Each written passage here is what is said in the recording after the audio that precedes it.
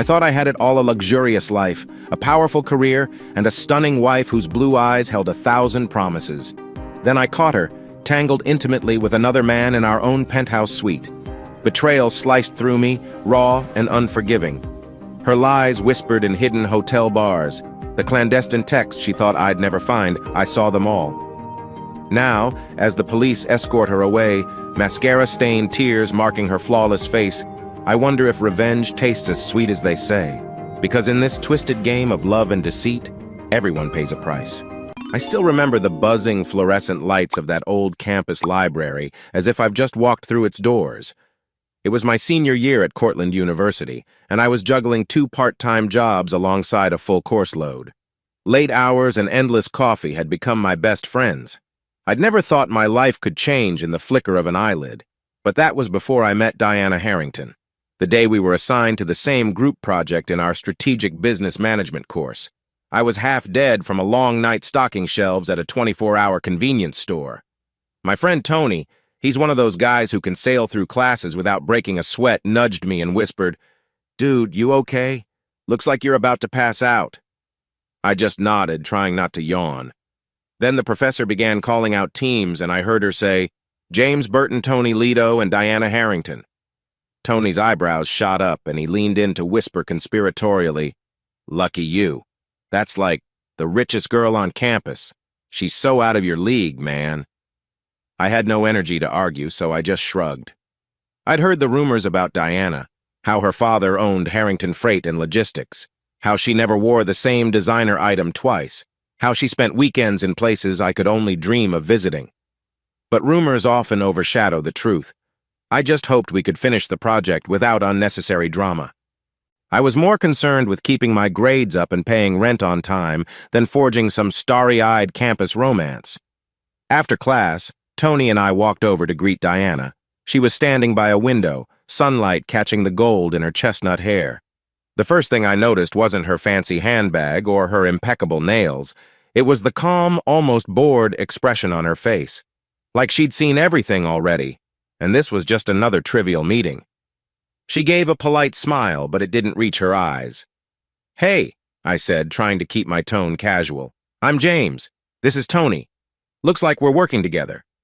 She tilted her head in acknowledgement. "Diana, pleased to meet you."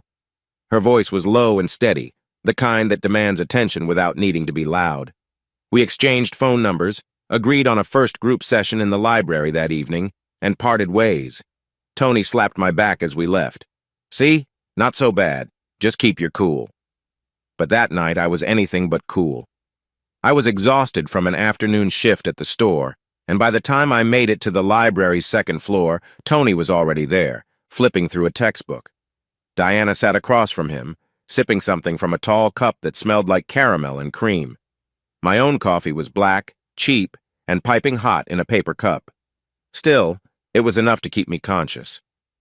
We got to work on the project. Market analyses, data charts, budget proposals. Diana actually knew her stuff. She wasn't coasting on her father's wealth the way campus rumors implied. In fact, as she scrolled through online databases, her brow furrowed in concentration, I sensed a determination that surprised me. Tony fired jokes and random commentary, but I noticed Diana glancing my way every so often. "You're quiet," she said at one point, closing her laptop. "Tired?" "Yeah," I admitted. 2 part-time gigs'll do that to you." She raised an eyebrow. "You have 2 jobs while being a full-time student? That's ambitious." I half-laughed. Or desperate, not sure which. My face warmed, conscious of the gulf between her privileged world and mine. But if she felt that difference, she kept it under wraps. That night, we managed to hammer out a good chunk of the project. Around midnight, Tony waved off a final question. "I'm done, guys. My brain's fried." Diana checked her phone. "I'm heading out too. My car's parked near the east side. See you tomorrow?" "Tomorrow," I said, gathering my notebooks. Tony left first, bounding down the stairs 2 at a time. Diana lingered, slipping her laptop into a sleek bag. "James," she said quietly once we were alone, "I appreciate how seriously you're taking this project. Your analyses are thorough." I wasn't sure how to respond. Thanks," Guess that's the only way I know how.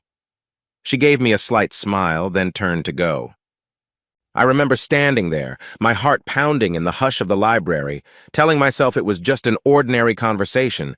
But something about the way she'd said my name, the way her eyes caught the overhead light, felt like a moment I wouldn't forget. The next few weeks blurred into a cycle of classes, part-time shifts, and group sessions. And every time we gathered, Tony, me, and Diana, our dynamic grew more comfortable. Tony teased us, calling me the workhorse and Diana the professor. She'd roll her eyes, but I saw a flicker of amusement. One evening, Diana asked if we could work in her dorm's lounge. I expected some lavish suite, but it was fairly normal by rich girl standards anyway. Yet I noticed details: expensive drapes, high-end electronics. She casually ordered takeout for all three of us without even glancing at the prices. When the food arrived, Tony practically whooped in delight at the sushi spread. I felt awkward, uncertain how to handle that kind of generosity, but Diana shrugged off my thanks. "Relax, James. It's my treat." When Tony stepped outside to grab a call from his girlfriend, Diana and I found ourselves alone again. She studied me over a piece of sashimi. "Do you ever go out? For fun?" "Not much time," I admitted, "between the jobs and classes. Sometimes I shoot hoops at the gym if I need a break." "Interesting." She leaned forward. "You're different from the guys I usually meet. They're all talk, no real drive. You're serious. You want something more." I swallowed. Yeah, I want a decent career, a stable life. Not sure if that's exciting, but it's what I've got." "That's admirable," Diana said softly, and for a split second, her facade of cool detachment slipped.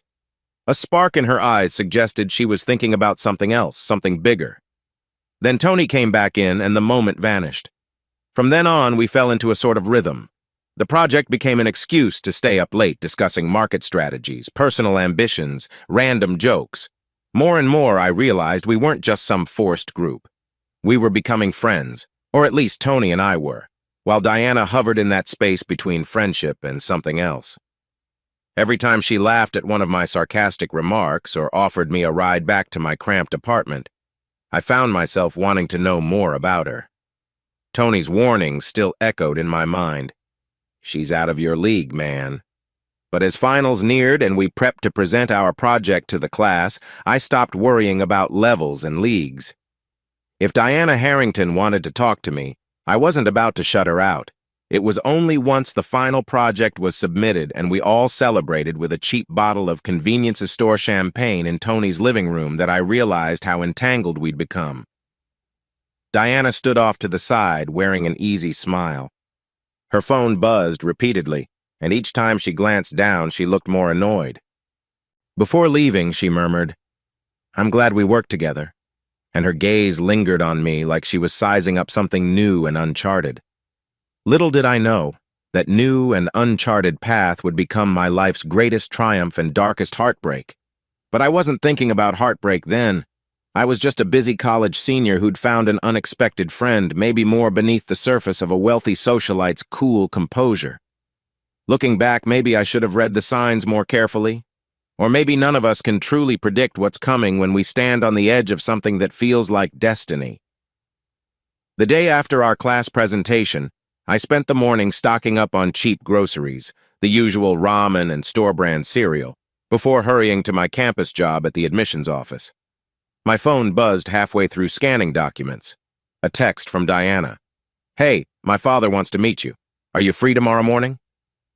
I stared at the message so long, my supervisor, a sweet lady named Marcy, teased, "Earth to James, that phone's not going to scan by itself." I quickly shoved it away. Diana's father? The Robert Harrington? I'd heard of him from news articles, from Diana's offhand mentions of Dad's board meetings, but I never imagined he'd want to meet me. After my shift, I texted her back with shaky fingers. "Sure, I'm free. Where at?" she replied. "Downtown at Harrington Tower, 10 a.m. Just bring yourself." The next morning, I put on the only decent button-down I owned and tried not to dwell on the train fare as I headed downtown. Harrington Tower loomed over the city skyline, a gleaming high-rise with tinted windows. The lobby alone looked like it belonged in a five-star hotel, marble floors, polished metal fixtures, quietly humming air conditioning that felt like stepping into a different universe. Diana greeted me in the lobby, wearing a tailored blazer and pencil skirt. She looked older, more polished than the late-night project buddy I was used to. Her expression was mild, but I sensed a certain tension in how she stood. "James," she said, "thanks for coming." She led me to an elevator, swiped a glossy keycard, and pressed the button for the top floor. I felt a pinch of nerves in my gut. The ride-up was silent, except for the faint beep of passing floors. When the doors slid open, we entered an expansive office suite with panoramic windows overlooking the city. There, behind a sleek desk, was Robert Harrington, broad-shouldered, silver-haired, commanding. He rose to greet me, handshake firm and eyes sharp, as though he was used to sizing people up in seconds. "James Burton," he said, nodding slightly. "Heard quite a bit about your dedication from my daughter." I glanced at Diana, but her face was impassive. I fought the urge to rub my sweaty palms on my pant legs. "It's, nice to meet you, sir." "Sit," Robert gestured at a leather chair. He perched on the edge of his desk instead of behind it. Maybe it was a power move, or maybe he was just casual. Hard to say. "So," he began, crossing his arms, "Diana tells me you were instrumental in your group project. Top marks. Also that you work 2 jobs and keep your GPA high." "Yes, sir," I said, feeling oddly like I was auditioning. "I guess I'm just used to pushing hard." He studied me for a beat, then gave a short nod. "That kind of drive can't be taught. Harrington Freight and Logistics needs people who do more than show up, people who fix problems and innovate." A faint smile. "As it happens, we have a few entry-level opportunities in the operations side, if you're interested." I swear my heart did a somersault. A job at a real logistics company with a future, not a convenience store or campus gig. "I'm definitely interested, sir," I managed, voice cracking slightly. "Good." He tossed a quick glance at Diana. "I've arranged for you to meet my HR director. Start right after graduation if everything checks out. Of course, it's not glamorous. You'll be loading docks, graveyard shifts, that sort of thing. But we reward results." I blinked, absorbing the shock. Loading docks? Graveyard shifts? The pay would probably still beat stocking corner store shelves, and the potential for advancement was huge. My chest tightened with excitement and a flicker of nerves. "Yes, absolutely. I'm ready to prove myself." Robert's satisfied expression told me he liked that answer. "Then we'll see how you fare." Diana cleared her throat, stepping forward. "Dad, thanks for taking the time. James won't let you down." He clapped me on the shoulder, then strolled away to pick up a phone call. Meeting over, apparently. Diana motioned for me to follow her back to the elevator. Once inside, she exhaled, tension flowing out of her posture. "So that's that," she said quietly, eyes flicking to me. "You okay?" I'm great," I replied, though I felt a swirl of emotions. Gratitude toward her, anxiety at the thought of tough manual work, curiosity about Robert's unwavering confidence in me. My reflection in the elevator's mirrored wall showed a mixture of excitement and fear. Diana walked me to the building's front entrance, ignoring the stares of employees who seemed to recognize her. "James," she said, handing me a slim envelope, "this has some details about orientation, and thanks for hearing my dad out. This is a good opportunity." For a moment, I struggled to find the right words. "I appreciate what you did, connecting me with him. Really." She shrugged, but the corner of her lips curved up. "I guess I just recognized you're capable of more than the usual 9 to 5. A flush of warmth filled my chest. Then she walked off, phone already ringing in her hand, leaving me in the bustling lobby with an envelope of hope. That evening, Tony dropped by my dingy apartment, ducking around the boxes I used as a makeshift coffee table. "Diana's father offered you a job? Dude, that's crazy! Congrats!" We toasted with beers from my near-empty fridge, and Tony grinned. "See? She's definitely into you, man." I chuckled, though a small part of me wondered if that was true. She'd seemed so composed, so businesslike. If anything, I felt like a lucky recipient of her father's philanthropy rather than a potential boyfriend. Still, Tony's excitement was contagious. Over the next couple of weeks, finals came and went. I barely slept, pushing through final projects while mentally planning for my new job. The day after graduation, I found myself at Harrington Freight's industrial complex for the first time, signing paperwork under the watchful eye of an HR manager named Trish Carter. She was brisk, peppering me with questions about shift availability, forklift certification stuff I never thought I'd hear in a job interview.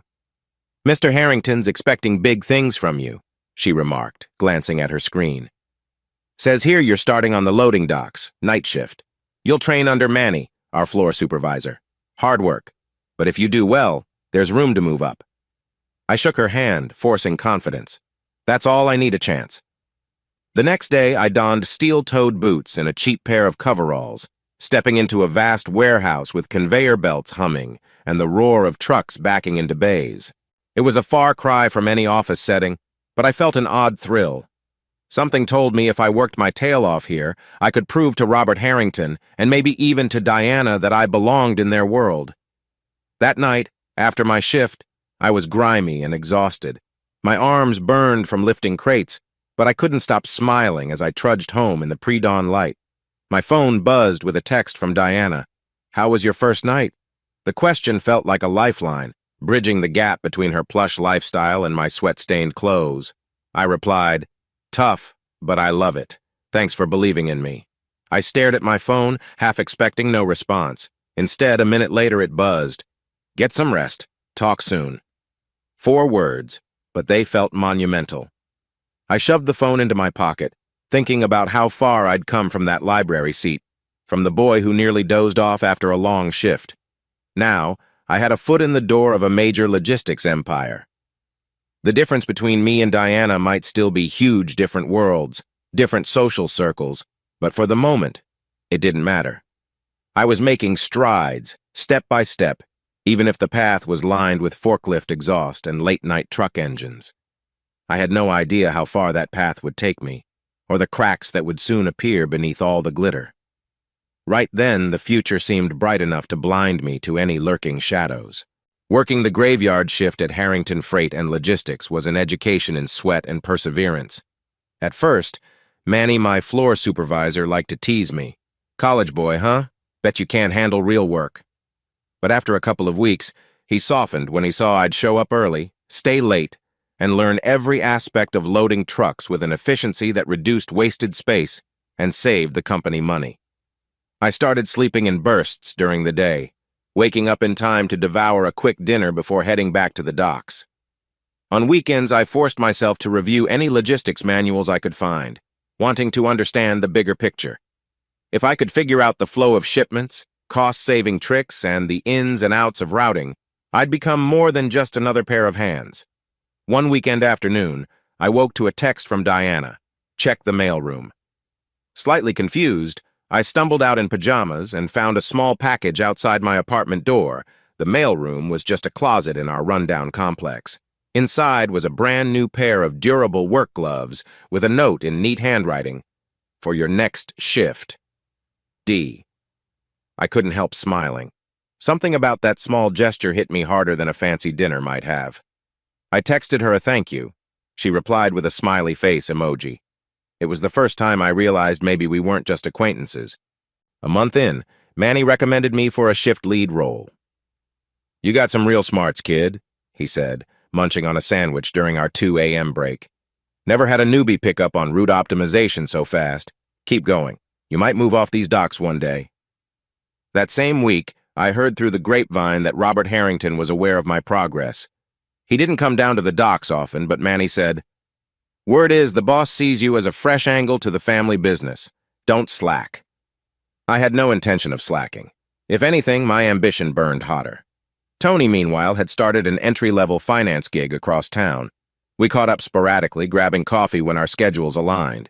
He teased me, "So you're basically living with crates and forklifts now? Heard you're impressing the bigwigs." "It's tough, but I like it," I told him truthfully. "There's a kind of puzzle in every load. If you stack or arrange shipments wrong, you waste space, lose money. The challenge fires me up." Tony rolled his eyes. "Dude, you and your puzzle obsession. Next you'll be telling me you dream about cargo manifests." He paused, waggling his brows. Speaking of dreams, you seeing Diana much? I felt my ears go warm. We text. Sometimes we meet after my shift, just to talk. In truth, we'd developed a habit. After I clocked out, she'd often swing by in her sleek sedan, picking me up for breakfast at a 24-hour diner. There, we'd laugh at how I probably smelled like cardboard and engine fumes, but she never seemed to mind. I'd sip coffee while she nibbled at pancakes, telling me about her father's board meetings or the weekend gala she'd just attended. It was bizarre how comfortable it felt, despite our differences. Then came the night she revealed her frustration with the party scene. We were in a diner booth, sun just edging over the horizon. I was dog-tired. She wore a shimmery cocktail dress under a casual jacket, hair slightly tousled. "Everyone acts like they have it all together," she said, poking at her pancakes. "Trust fund kids boasting about brand names, snapping pictures for social media. It's so hollow." "Then why go?" I asked quietly. She shrugged. "It's what's expected. My father's circle, you know? Appearances matter. I guess I keep thinking maybe I'll actually have fun. But usually I just end up bored." I studied her profile, the way her eyes seemed distant. "Diana," I ventured, "you can do what you want, you know. You're more than your father's name or some party girl." She looked at me then, an unreadable expression crossing her features. "Sometimes I wonder if you see me differently than the rest do." I just gave a gentle nod, though my heart thudded in my chest. Because, truth be told, I did see her differently. And something about that moment shifted an invisible boundary between us. She drove me home, and before I got out of the car, she leaned in and kissed me lightly, just a brush of lips. I tasted syrup on her breath, felt the warmth of her hand on my shoulder. Then she pulled away as if startled by her own boldness. "Get some sleep, James," she murmured, and I stepped onto the curb in a daze. That day, I barely slept at all. From there, it escalated quickly. Instead of quick coffee or breakfast, we started going on real dates, or as real as we could manage with my insane schedule and her late nights. Sometimes, she'd invite me to small gatherings with her friends. I felt awkward in designer settings, but she'd slip her hand into mine and quiet my nerves. I introduced her to Tony once, who tried to hide his amazement that I was dating the Diana Harrington. She smiled politely at his jokes, but I could sense her guard was up. Our worlds were colliding, and we were forging a path neither of us fully understood. When Manny told me I was being promoted to shift supervisor, I told Diana the news that same evening. She was thrilled, hugging me so tightly I almost dropped the phone. Robert Harrington even sent me a note handwritten, surprising in a digital age, saying, "Impressive perseverance. Keep going." Not long after, something else happened. Something that in hindsight should have signaled how much Diana's life ran at high speed.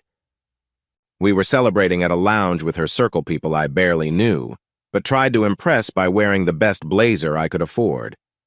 Diana seemed restless that night, tapping her nails on the table. Around midnight, she pulled me aside and said, "Let's go somewhere quieter." We ended up walking a city block, talking about the job, about how I'd eventually like to move into corporate strategy. She kept glancing at me with this intense, almost desperate affection. Then out of nowhere, she said, "James, I don't want to wait. Let's get married." I nearly tripped on the sidewalk. "Married? Are you serious?" We'd been dating for maybe a few months.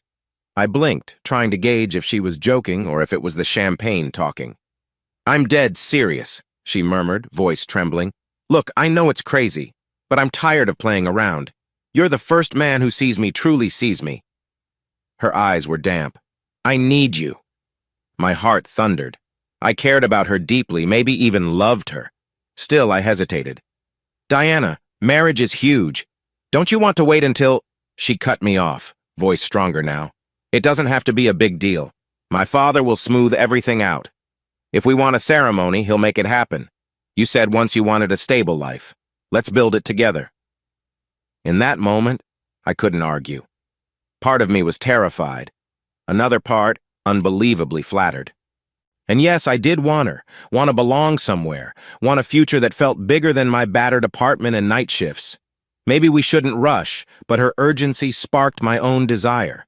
So I heard myself say, "Okay, let's do it." She laughed, half relief, half joy, and pulled me into a kiss right there under the neon streetlights. Our shadows twined on the sidewalk, a strange promise in the middle of a city that never slept. My mind whirled with the thought, married? But I tasted her determination, felt her warmth, and everything else disappeared. Over the next few days, we told Tony he nearly choked on his coffee. We told Manny he smirked, "You sure you're not dreaming, kid?" But there was no dream, just a whirlwind. Soon, Robert stepped in, unveiling a wedding plan so swift and grand that my head spun. There was talk of a lavish venue, a guest list that included half the city's elite, and a honeymoon I couldn't have afforded in a million years. All of it was arranged with machine-like efficiency by Robert's staff.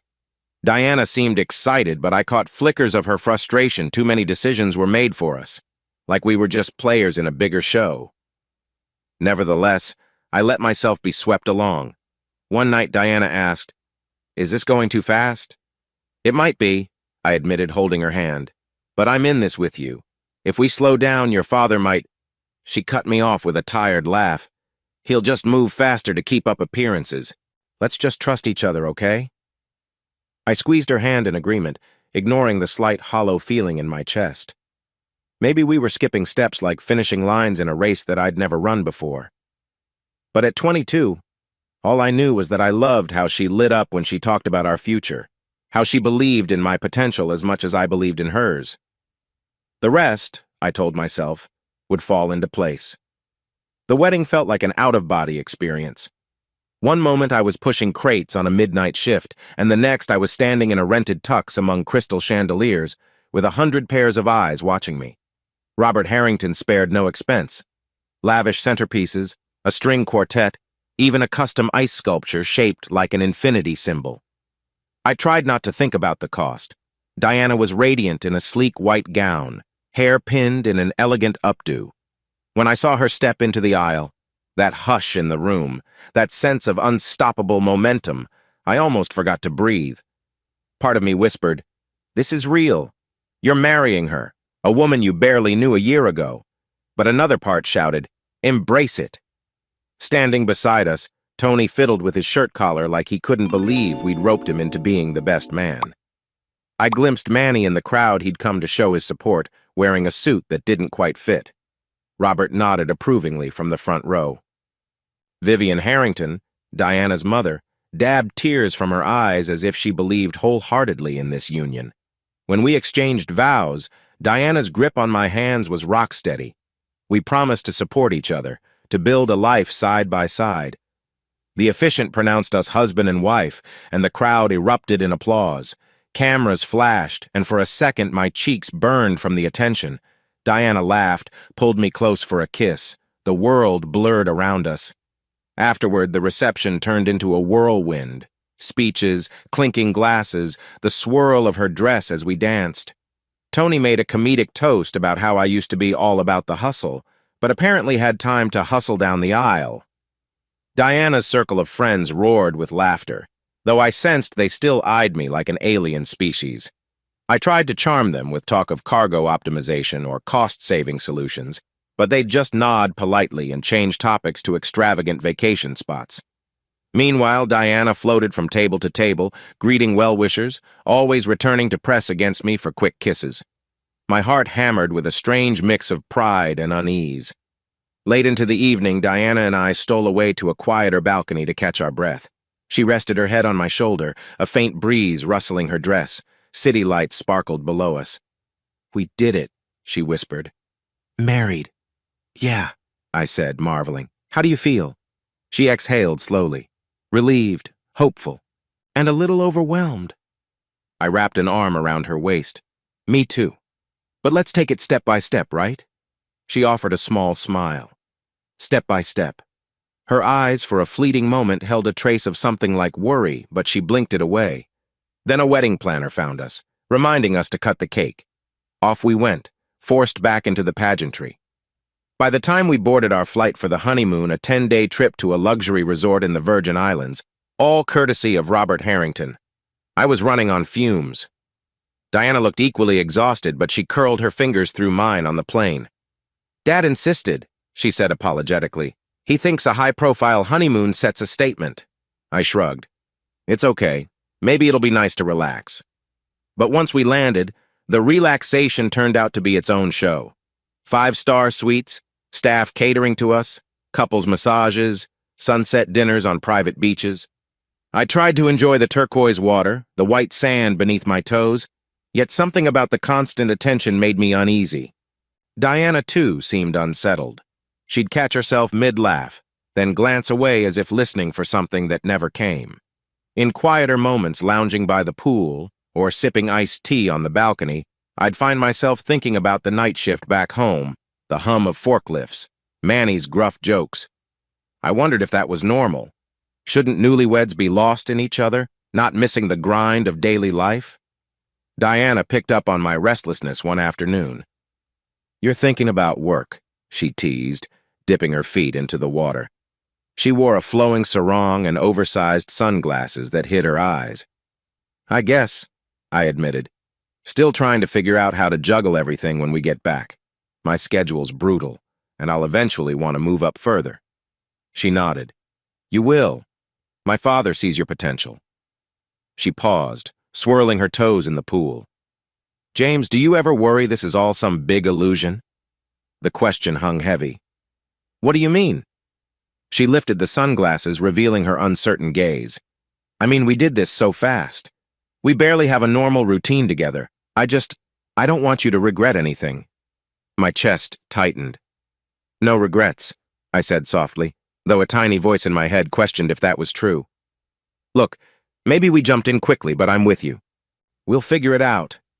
She relaxed fractionally, leaning her head against my shoulder. "I'm glad." For the rest of the honeymoon, we tried to immerse ourselves in each other candlelit dinners, playful swims in the ocean. There were flashes of real intimacy, nighttime walks where she shared childhood memories, or slow mornings where I traced my fingers across her wedding ring, reminding myself it was real. Yet beneath the surface, a small tension lingered. We were forging a bond deeper than I'd ever felt, but I couldn't shake the feeling we were also carrying secrets or expectations neither of us could fully name. The final night, I woke up around 3 a.m., reached for Diana, and found the bed empty. Concerned, I padded out to the balcony. She was there, in a thin robe, staring out at the moonlit waves. "Hey," I murmured, slipping an arm around her waist. "Couldn't sleep?" She leaned into me. "Just thinking." "About what?" She hesitated, then sighed. "Everything. My father, your job, the life we're building. It feels so perfect on paper, but real life isn't a brochure. I'm worried about not living up to expectations." She turned to face me. "And about you waking up one day, realizing you want something else." Her vulnerability stung my heart. "Diana, I chose this, chose you. I might be a dock supervisor from a working-class background, but I know what I want." I cupped her cheek. "We'll handle everything that comes our way." She exhaled softly and buried her face against my chest.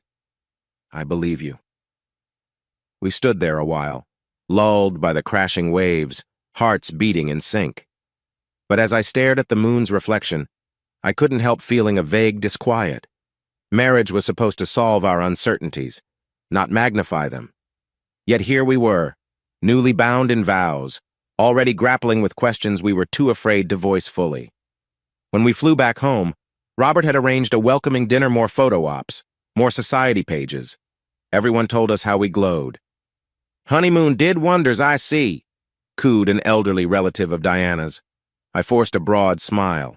Meanwhile, Diana chatted easily, the perfect hostess. I wondered if her anxiety had dissolved or if she was just better at hiding it than I was. That night, in our new condo, a gift from her father, no less I unpacked suitcases while Diana scrolled messages on her phone. She paused now and then, biting her lip. I waited for her to say something, to share whatever weighed on her.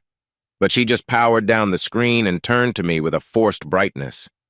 "Let's get some rest, yeah?" So we did. But in the stillness of our bedroom, as I listened to her breathing eventually slow into sleep, my mind churned. We were married. On the surface, everything gleamed, me advancing at Harrington Freight, Diana playing the role of dutiful wife. Yet a seed of worry was taking root in my gut. Could a relationship formed in a whirlwind truly withstand the slow pressure of day-to-day reality? I told myself yes, that the doubts were normal. We had love, we had potential, we would manage. Little did I know, the first cracks were already forming, subtle but inevitable. For the moment, though, we clung to the honeymoon glow, unaware that shadows always linger behind the brightest lights. I should have been riding a high somehow. After just a few intense months back from the honeymoon, I was promoted to Chief Operating Officer at Harrington Freight. Most guys my age would be celebrating, maybe bragging to everyone they knew. Me, I was just trying not to be overwhelmed by the endless board meetings, detailed performance reviews, and the constant hum of Robert Harrington's expectations. "James, congratulations," Tony told me one evening over a quick dinner at a downtown burger joint. He raised a plastic cup of soda and a mock toast. "The big man on campus, right?" I forced a smile. "Feels surreal. Yesterday I was on the loading docks. Now I'm wearing suits and sitting next to Robert in strategy sessions." He eyed me curiously. "You sure you're good?" I hesitated. "Yeah, just a lot on my plate." But I didn't admit the real stress gnawing at me.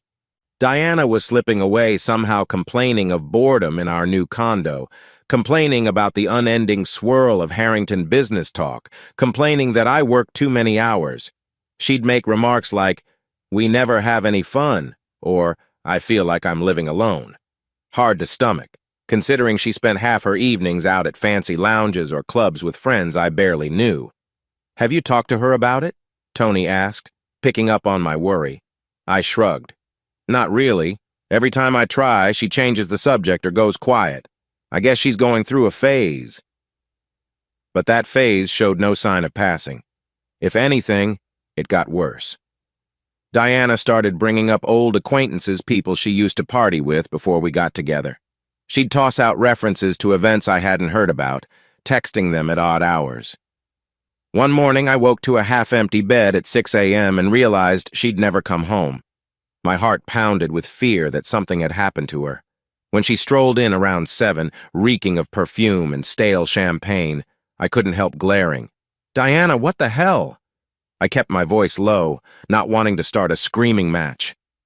"Are you okay?" She waved me off, slipping out of her heels. "Relax. I stayed at a friend's place, lost track of time." "Couldn't you have texted me?" My frustration bubbled under my skin. She just rolled her eyes. "I'm not a child, sorry I worried you." Her tone was dismissive. That morning we said barely another word.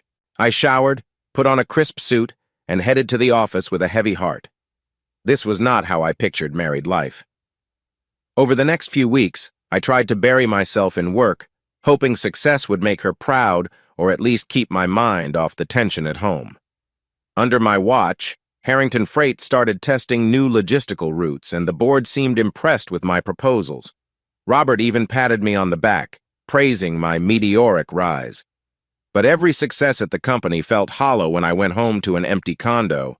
One evening, I mustered the nerve to confront Diana directly. I found her sprawled on our couch in designer loungewear, flipping through channels with half-lidded disinterest. "Hey," I started, sinking into a chair. "Been a while since we ate dinner together or just talked. You want to grab a late bite somewhere?" She shot me a glance. "I already have plans, actually." I tried not to let my irritation show. "With who?" She shrugged. "Just some people I used to know before we got married. We're meeting up at Lucent Lounge." I'd heard that name, an upscale, exclusive spot with a reputation for expensive cocktails and star-studded clientele. "Mind if I come?" At that, her posture stiffened. "I don't think you'd enjoy it. It's more of a singles crowd," she said, forcing a laugh. "Look, I'll be back before midnight, okay?" With that, she left me sitting alone, feeling like I'd just been benched from my own marriage. Tony picked up on my gloom later that night when I called him in frustration. "Man, I hate to say it," he said softly, "but rumors are swirling. People saw her with a group of partygoers, including this guy named Tristan Preston. Big shot, flamboyant jerk. I don't want to freak you out, but you might want to keep your eyes open." Tristan Preston. I'd heard Diana mention the name in passing once, claiming he was just some old friend. My stomach twisted. "Thanks for telling me," I muttered. He hesitated. "Look, you're a bright guy. Don't ignore red flags. Sometimes people don't change as easily as we want them to. We hung up and I paced the living room. My mind replayed every suspicious moment. Her secretive texts, nights out, the way she snapped at me for even asking questions. Part of me insisted I was overreacting, but seeds of doubt had already lodged themselves deep. I tried to quell the thoughts. Maybe she just missed the carefree social scene. That didn't automatically mean she was cheating. Besides, wouldn't I know? Wouldn't I sense it? Yet, as the nights passed and her absences piled up, my calm facade cracked. I'd catch glimpses of her phone lighting up with unread messages from unknown numbers, or watch her step onto the balcony to whisper into the phone, eyes darting back inside. Each instance chipped away at my trust. Finally, after a tense Sunday afternoon where she disappeared yet again with no explanation, I confronted her as soon as she returned. It was late. She smelled of strong liquor and something flowery that wasn't her usual perfume. "Diana, we need to talk." My voice shook. "You can't keep shutting me out." She tossed her purse on the couch. "James, I'm tired. Let's do this tomorrow." "Enough with tomorrow. I'm losing my mind here, wondering if you even want to be in this marriage anymore." Her expression darkened. "You knew who I was when you married me.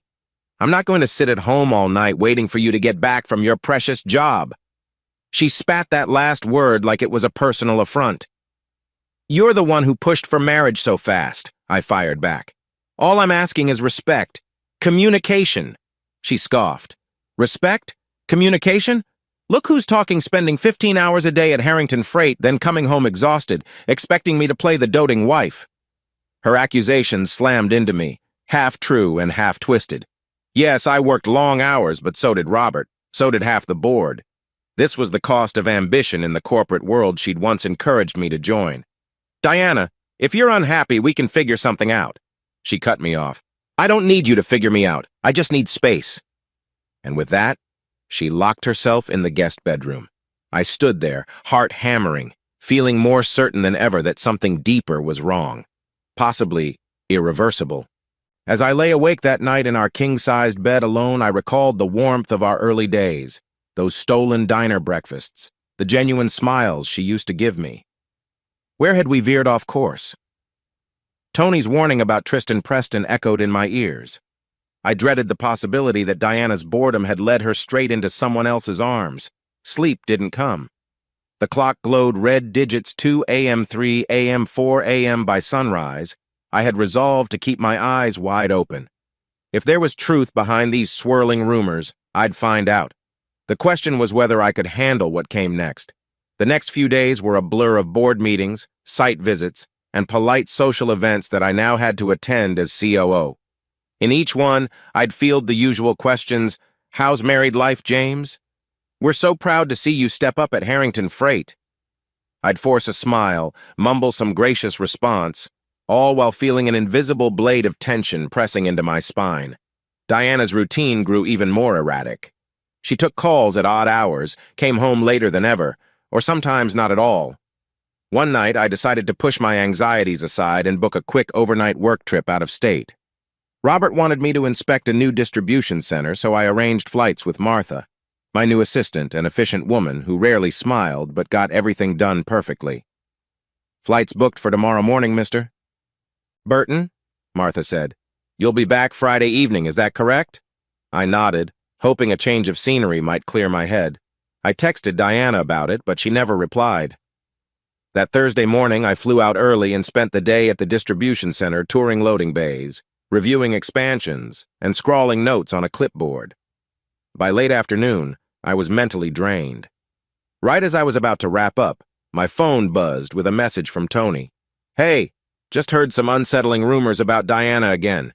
You sure everything's all right?" A spike of dread went through me. "Not really sure," I typed back, but didn't elaborate. Instead, I tried to focus on finalizing my meeting. The flight home arrived an hour late.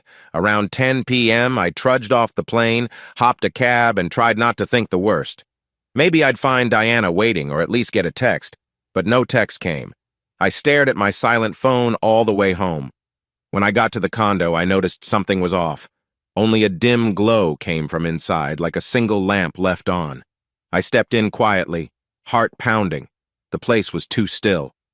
"Diana?" I called, voice echoing. No response. I moved past the kitchen, noticing a half-finished glass of wine on the counter. Then I heard muffled sounds from our bedroom, thumps and low murmurs. My stomach plummeted as my mind registered the unmistakable noises. My feet felt glued to the floor. Every fiber of me wanted to turn and run, pretend I hadn't heard a thing, but I couldn't. Stomach lurching, I walked to the bedroom door. It was ajar, the light mostly off. Through the gap, I saw a silhouette. Diana with her arms around a shirtless man locked in a heated embrace. My heart seized. The man's voice rumbled softly, "Tristan." I recognized him from a photo on social media, sporting that same cocky grin. Now he was in my bedroom, with my wife. I slammed the door open without thinking. "What the hell?" Diana gasped, scrambling off Tristan. He lunged for a shirt that wasn't there, nearly toppling a lamp. My thoughts blurred into blind rage. "That's my bed," my mind screamed. The sheets we picked out together, the room we used to share, and here they were defiling it like it was nothing. Diana's face twisted in shock. "James, wait. This isn't—" But her words stumbled as Tristan muttered, "Man, calm down, we're—" "Shut up!" I roared, fists clenching.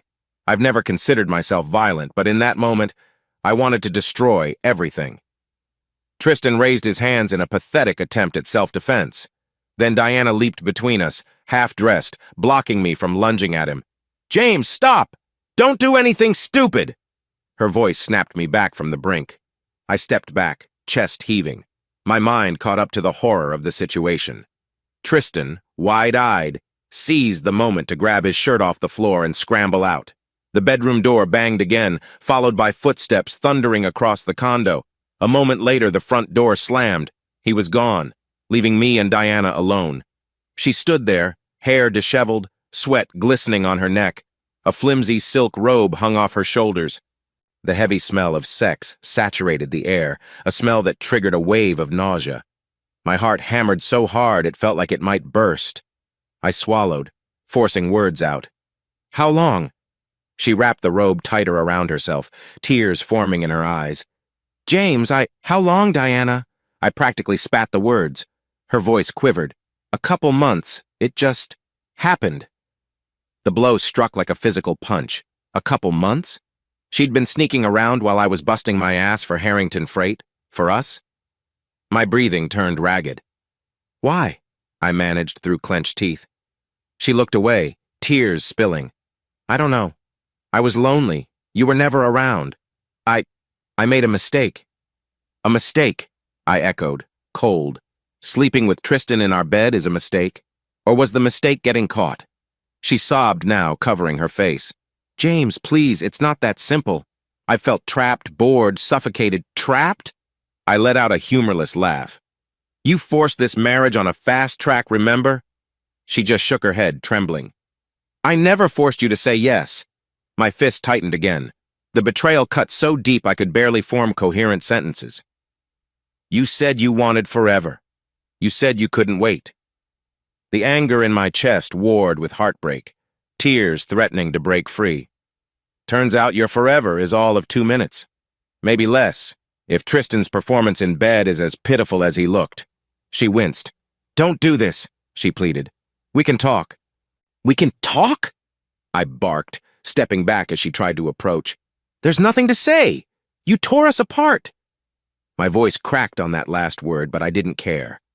She'd broken us, lied to me, shattered every vow we'd made. She slumped onto the mattress, ironically the same bed she just defiled with him. I turned away, chest heaving, as 1,000 thoughts collided, divorce topping the list. I couldn't stand to look at her or breathe the same air. Without another glance, I yanked open the closet, grabbed a small suitcase, and threw in random clothes. My vision blurred with fury and heartbreak. Behind me, she cried my name, begging me not to leave, but I was done listening. I couldn't look at her, couldn't risk turning into an animal with rage. I stormed out. My wedding ring felt like a burning brand on my finger. Stumbling into the hallway, I tore it off and hurled it onto the floor, hearing the metallic ping echo behind me. Outside, the cool night air slammed into my lungs, but it did nothing to temper the swirling agony in my chest. My phone was buzzing with missed calls, probably from her, or from Tristan, or from hell if I knew. I shoved it in my pocket, not wanting to hear a single beep. I hopped into my car, pressing the ignition with a trembling hand. The engine roared to life, headlights cutting through the darkness. My mind was a wreck, replaying the image of them in bed, the betrayal, the finality. Everything I thought we had was gone. With no plan, no destination, I drove into the night, my heart pounding out a staccato beat of anger and sorrow. The city lights blurred, and I realized with terrible clarity that the life I'd fought so hard to build was crumbling one clandestine affair at a time. The night I found Tristan in my bed with Diana, I drove for hours in a haze. By the time I pulled into Tony's driveway, the sun was breaking over the horizon. Heart pounding, eyes bloodshot, I stumbled onto his porch and rang the bell until he groaned and answered in pajama pants. "James? Dude, you look like you got run over." Then he saw my expression and his face fell. "Aw, man, come in." I collapsed on his worn-out couch. He quietly handed me a bottle of water and some tissues. I didn't realize I was crying until I saw wet splotches on my jacket sleeve. "It's real," I said hoarsely. "She's cheating on me. I caught them together." My voice nearly cracked at the last word. Tony sighed, slumping into the armchair across from me. "I'm so sorry. I was hoping the rumors were just talk." He shook his head. "Take your time." I told him everything, from my flight home to the bedroom scene. A part of me felt raw and humiliated to share such details. But Tony listened without interruption, letting me spew rage, heartbreak, confusion. My entire world felt like it had been twisted inside out. Eventually, Tony said, "I know you're hurting, but James, you need a plan. She might try to spin the story, manipulate you." I nodded numbly. "I can't go back there, not yet. I can't. I don't want to see her." "Then crash here for a bit." He hesitated. "But you can't hide from this forever. Maybe talk to a lawyer." The word lawyer pinged around my exhausted mind. Divorce. The heavy finality of it felt both terrifying and weirdly inevitable. "I can't imagine staying with her. Not after what I saw." Tony placed a hand on my shoulder. "All the more reason to protect yourself. She's not the type to let go easily." Over the next few days, I barely left Tony's couch, ignoring calls from Harrington Freight and from Diana. My phone vibrated incessantly with her frantic texts, apologies, excuses, pleas to come home. My anger flared each time her name lit the screen. I refused to engage, let the messages pile up. Meanwhile, Tony quietly stocked the fridge, got me takeout. I felt like a shell of myself, haunted by mental snapshots I couldn't unsee. On the third day, I realized I had to face the real world. Harrington Freight was too big a responsibility to ignore. I also needed to address my living situation, my finances, everything. So I forced myself to shower, put on a wrinkled suit, and catch a cab downtown. Tony patted my back as I left. "Keep me posted." When I stepped into Harrington Tower, it felt like stepping onto a stage. Employees smiled awkwardly, probably seeing the dark circles under my eyes. A few longtime staffers who'd grown close to me offered worried glances. I marched into my office, shut the door, and slumped into the chair. I hadn't been there half an hour when Robert Harrington buzzed me. "James, can we speak?" His voice was subdued. "Conference room B, 10 minutes. Anxious, I wandered over. Robert sat at the long table, arms folded, expression grim. He gestured for me to sit. "I've heard rumors that you and Diana are having problems." My stomach turned. "Sir, let's just say we're heading for divorce." I swallowed the bile in my throat. "I'm sorry if that complicates things." He let out a weary sigh. "I'm disappointed in her. But my feelings about your marriage are separate from your role here. I believe you're an asset." He paused, as if choosing his words carefully. "However, there will be legal implications. As my daughter's husband, we merged certain finances, shared holdings. This might get messy." I nodded stiffly. "I understand. I'm not looking to cause trouble." Privately, I wanted no part of her money or her circle. I just wanted out. He studied me for a moment. Then his tone softened. "This can't be easy, James. I'm sorry." His sympathy caught me off guard. I mumbled a thank you and retreated back to my office. My eyes burned from lack of sleep. The entire day passed in a fog of half-finished spreadsheets, forced conversations, and a constant ache behind my ribcage. That evening, I finally reached out to a law firm recommended by Tony's older brother. The next day, I met with a young attorney named Evelyn Ross, who looked me over with steady brown eyes, then got down to business. "So, you want a divorce from Diana Harrington? Any prenuptial agreement?" I shook my head. It was so fast, we never got around to it. Evelyn sighed, typing notes. "Her father is powerful. We'll need a strategy. Depending on how she responds, this could be lengthy." She paused. "Are you sure you want to push for divorce right away? Sometimes couples attempt reconciliation." My throat went tight, recalling the image of Tristan's hands on her. "No reconciliation," I said flatly. "We're done." "All right," she said, and began outlining the paperwork. She also warned me that if Diana fought back, she could slow the process, especially with Harrington money at her disposal. In the days that followed, I tried to keep my head down at work and finalize the paperwork behind the scenes. Robert maintained a neutral stance, disappointed in Diana, but not disowning her outright. Co-workers gossiped in hushed tones, pitying me for the chaos. Every time I glimpsed a framed photo of me and Diana on my desk, I cringed. I ended up shoving it in a drawer. Then came a phone call from Diana herself one evening as I was leaving the building. My phone buzzed incessantly. I considered ignoring it, but something told me I had to break the silence. So I picked up, heart pounding. She spoke in a shaky whisper. "James, please, let's meet. We can talk this through." My grip tightened on the phone. "There's nothing to talk about." "Yes, there is. It's not just me, my father. Your position at the company. You can't just vanish from my life like this." Her voice cracked. "Don't you want closure? Or do you hate me that much?" I swallowed a bitter taste. "Fine," I said. "Tomorrow noon, public place, Skyline Cafe near the plaza." Her sigh of relief came through the line. "Okay, thank you." The next day at noon, I arrived early, heart pounding. The cafe was bright, bustling with lunchtime crowds. I snagged a small table by the window. Diana slipped in wearing dark sunglasses, hair pulled back in a sleek ponytail. For a moment, we just stared. She looked pale, maybe lacking sleep, guilt swirling in her eyes. We ordered coffees we barely touched. She reached for my hand and I pulled away, tucking it in my lap. "Don't," I muttered. Her lip trembled. "James, I'm sorry. You have no idea how sorry I am." I fixed her with a steady gaze. "Then why keep stalling the divorce papers? My lawyer said you haven't signed anything.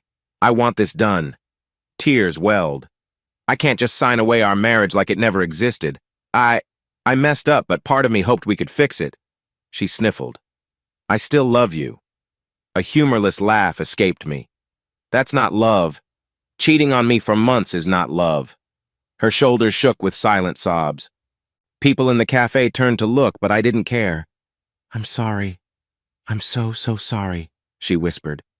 I clenched my fists under the table, remembering the raw pain of seeing her with Tristan. "I'm done, Diana. I can't unsee what I saw." My voice cracked. "You need to accept that." She inhaled a ragged breath. I'll fight for more time then. I can't just walk away from you. Or from everything we built."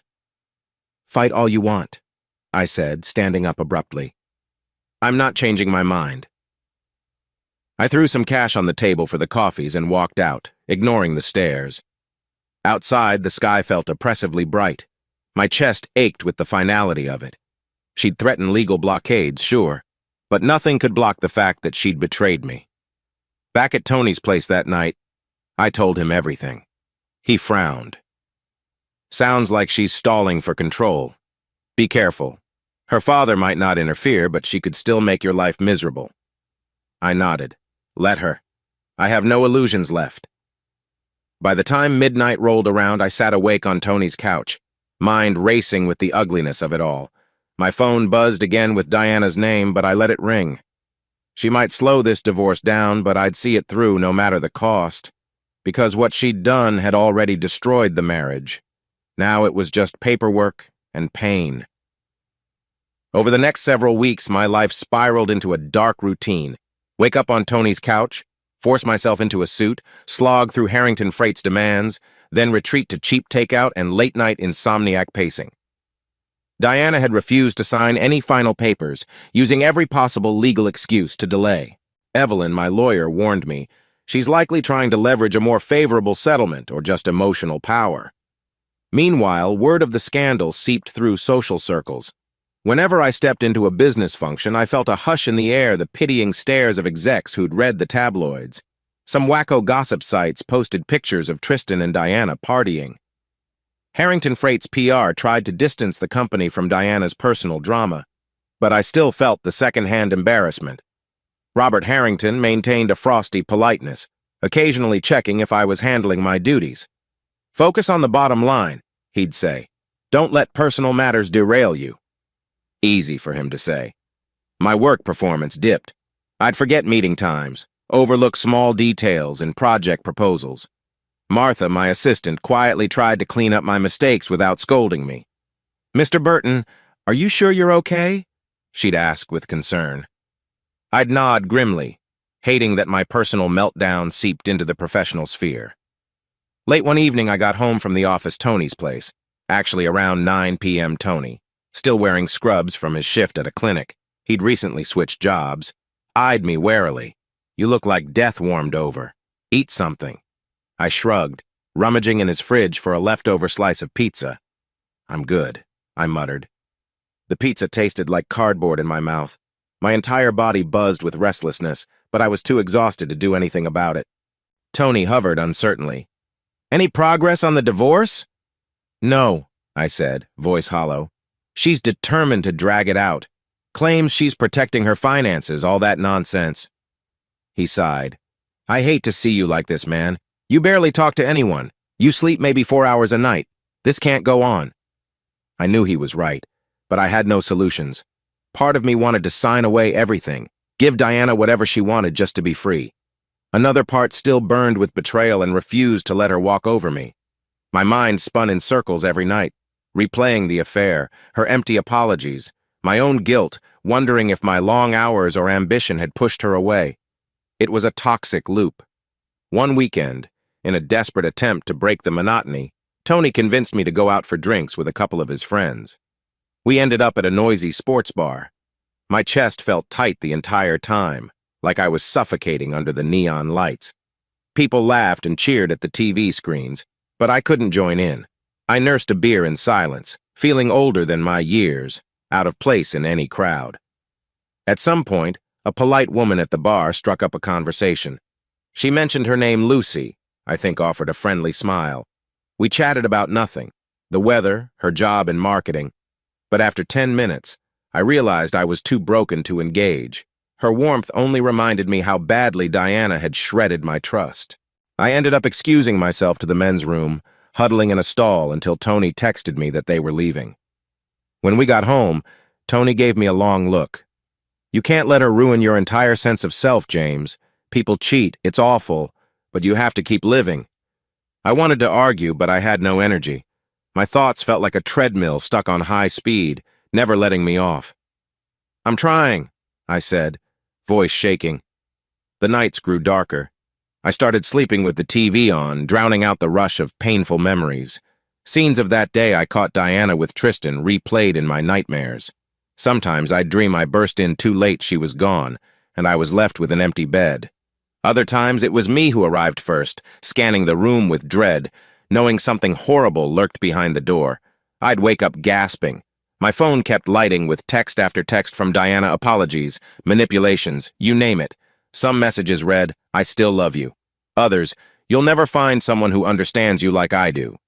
The whiplash gave me emotional whiplash. I deleted them all in fury, but they sank into my subconscious. One tense afternoon, Robert summoned me to his office. I walked in, noticing he looked older, more worn. He gestured for me to sit. "James, your performance is slipping. Clients complain about delayed responses, missed deadlines." I closed my eyes briefly. "I'm sorry, sir. He held up a hand. "I understand personal turmoil. But Harrington Freight can't suffer indefinitely." He exhaled. "I'm placing you on a brief administrative leave, 2 weeks paid. Get your affairs in order, or this position won't be tenable." A rush of shame and relief flooded me. I appreciate the chance. He gave a solemn nod. As for Diana, I can't force her to sign anything. But if it helps, I'll talk to her about cooperation. He paused. Regardless of this fiasco, I respect the work you did here. I swallowed thickly, managing a nod before leaving. Administrative leave. Suddenly, I had no daily structure to cling to. The next morning, I decided to finalize paperwork with my lawyer.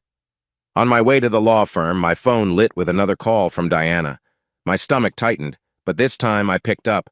Her voice was edged with bitterness. "So Dad's punishing you for our issues? That's not fair." "This entire situation isn't fair," I shot back. "Sign the documents, Diana. Let me move on."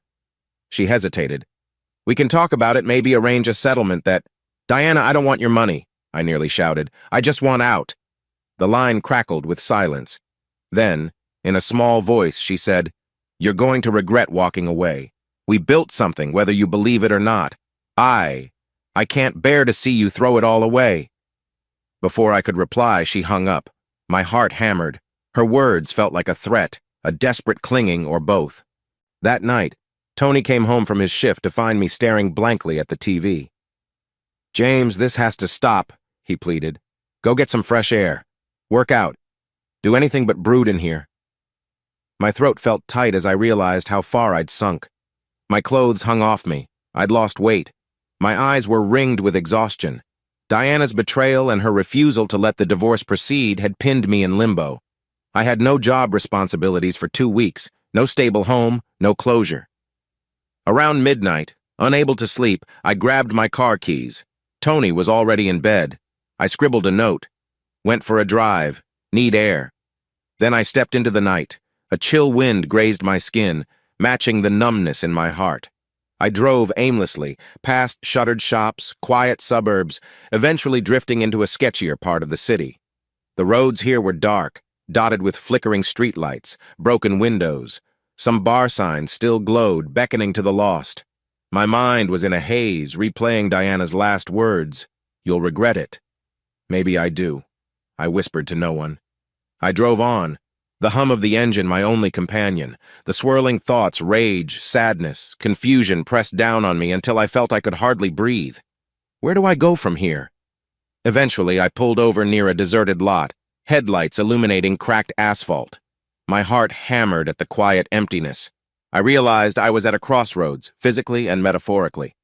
This heartbreak, this anger, if I let it keep rotting inside, it would eat me alive. I had to do something, anything, to rise out of this downward spiral. Staring at the pale moon overhead, tears prickled my eyes. Diana, you took everything good, turned it inside out. Maybe Tony was right. I couldn't let her have all the power, even if it meant changing who I was. I took a shuddering breath, put the car in gear, and eased back onto the street. My hands trembled against the steering wheel, but my resolve hardened. If she wouldn't set me free, I'd have to fight my way out step by painful step. I never intended to wander into the part of town locals call the block. It was past midnight, and I'd driven aimlessly through the city, trying to escape the suffocating sense of betrayal from Diana's affair. My thoughts pulsed with anger, a dull ache that made me crave something, anything to jolt me awake from the nightmare my life had become. The block was notorious for its neon-lit clubs, streetwalkers, and unsavory deals. I hardly noticed the gradual slide from respectable storefronts to dim alleys. My battered Mustang's headlights cut through the darkness, revealing broken pavement, flickering signs advertising cheap liquor, and a crowd of figures drifting along sidewalks. I considered turning around, but some twisted part of me whispered, "Keep going." Maybe I wanted to see the underbelly of the world, to remind myself that others existed in their own brand of misery. So I steered forward, mind hazy from too many sleepless nights. That was when I almost hit her. The sudden flash of movement forced me to stomp on the brakes. My Mustang screeched to a halt, headlights illuminating a slim, fiery-haired woman. She froze, eyes wide, one arm lifted in a reflex of shock. If I'd been going any faster, I might have run her down. I yanked the door open, adrenaline spiking. "Are you okay?" My voice trembled, half from fear I'd hurt someone, half from raw nerves. She gaped at me, then snapped, "What the hell, man? You trying to kill me?" Her accent was local, but tinged with something sharper, maybe pure rage. She wore a ragged jacket over tight jeans and scuffed boots, hair a blaze of red curls. I noticed bruises around her wrist as she gestured angrily. "I'm sorry," I said, stepping forward, hands raised. "I didn't see you. Are you hurt?" She scoffed, glancing down at her trembling legs. "No thanks to you. God, you drunks never watch where you're going." She shot a look at my Mustang, lips curling in disdain. "I'm not drunk," I muttered, though my insides felt just as unsteady as if I'd been. "Seriously, are you all right?" Before she could answer, an ugly shout echoed from the curb behind her. Two guys lurked near a battered sedan, faces partly obscured by hoodies. One of them hollered, "Hey, Val, get back here!" He advanced, tone menacing. She stiffened. "I'm not going anywhere with you." A pulse of protective instinct flared in me. The situation reeked of danger. Her name was Val, apparently, and these men seemed controlling. I didn't want to stick my nose into trouble, but something about their aggression and her obvious distress forced my hand. "Back off," I warned, keeping my voice calm but firm. The nearest guy sneered, stepping closer. "Mind your business. Val's ours." Her eyes flashed with panic. She edged toward my Mustang. I realized abruptly that she was terrified, not just mad at me. "I'm not yours," she spat. "You can't make me." He lunged, grabbing her arm. Everything happened fast. She cried out. Fury sparked inside me. I acted on instinct, shoved him off. He stumbled, swore under his breath. The other guy rushed in. My fist connected with his jaw, sending a shock of pain through my knuckles. For a moment, I feared I'd bitten off more than I could handle 2 against 1, possibly armed. But fortune, or maybe my leftover adrenaline, favored me. After a second of grappling, they backed away, cursing. One spat, "This ain't over," before they retreated to their sedan and screeched off down the street. Panting, I turned to find Val clutching her jacket. Her wide eyes flicked from me to the receding car. "Thanks," she muttered, though she looked wary. "But if they come back, I need to go." "Where?" The question slipped out. Maybe I didn't want to abandon her to the night. She was clearly alone, vulnerable. But that wasn't really my business, was it? She folded her arms, suspicious. "Don't know. Away from here. They're not my pimps, if that's what you're thinking, just a couple of jerks I owe money to. They cornered me tonight." I exhaled slowly, my heart still racing. What am I even doing? "Look," I said softly. "I can give you a ride out of the block if you want." She hesitated, shifting on her feet. Those bruises on her wrist caught my eye again. She must have noticed because she jerked her sleeve down. "I don't even know you," she said, voice tight. "You some creep looking for a cheap thrill?" Anger flared in me at the suggestion, but I understood her caution. "No. I'm just someone who almost hit you with his car. My name's James. I'm not here to hurt you.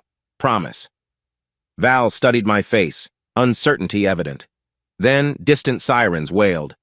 She flinched, as though cops might be no better than the thugs. Finally, she nodded once. "Fine, but if you try anything, I'll fight you off. I'm not a whore either. I'm not giving you anything, got it?" I held up my hands. "Got it." We climbed into my Mustang, the engine rumbling. I pulled away, head still spinning at the turn of events. Val huddled in the passenger seat, tense, ready to bolt if I so much as turned wrong. I thought about dropping her at a safe corner, calling it a night. But my broken, chaotic mind whispered, "She's alone. You're alone. Maybe this is fate?" We drove in tense silence for a few blocks. I glanced sideways, noticing how young she looked, early 20s maybe. Lines of fatigue etched beneath her eyes, though. She's been through a lot, I guessed. Finally, I cleared my throat. "Where do you want me to take you?" She exhaled. "I don't have a real place. Been crashing at a friend's, but it's not safe." Her voice wavered, as though admitting she had no options stung her pride. My mind raced.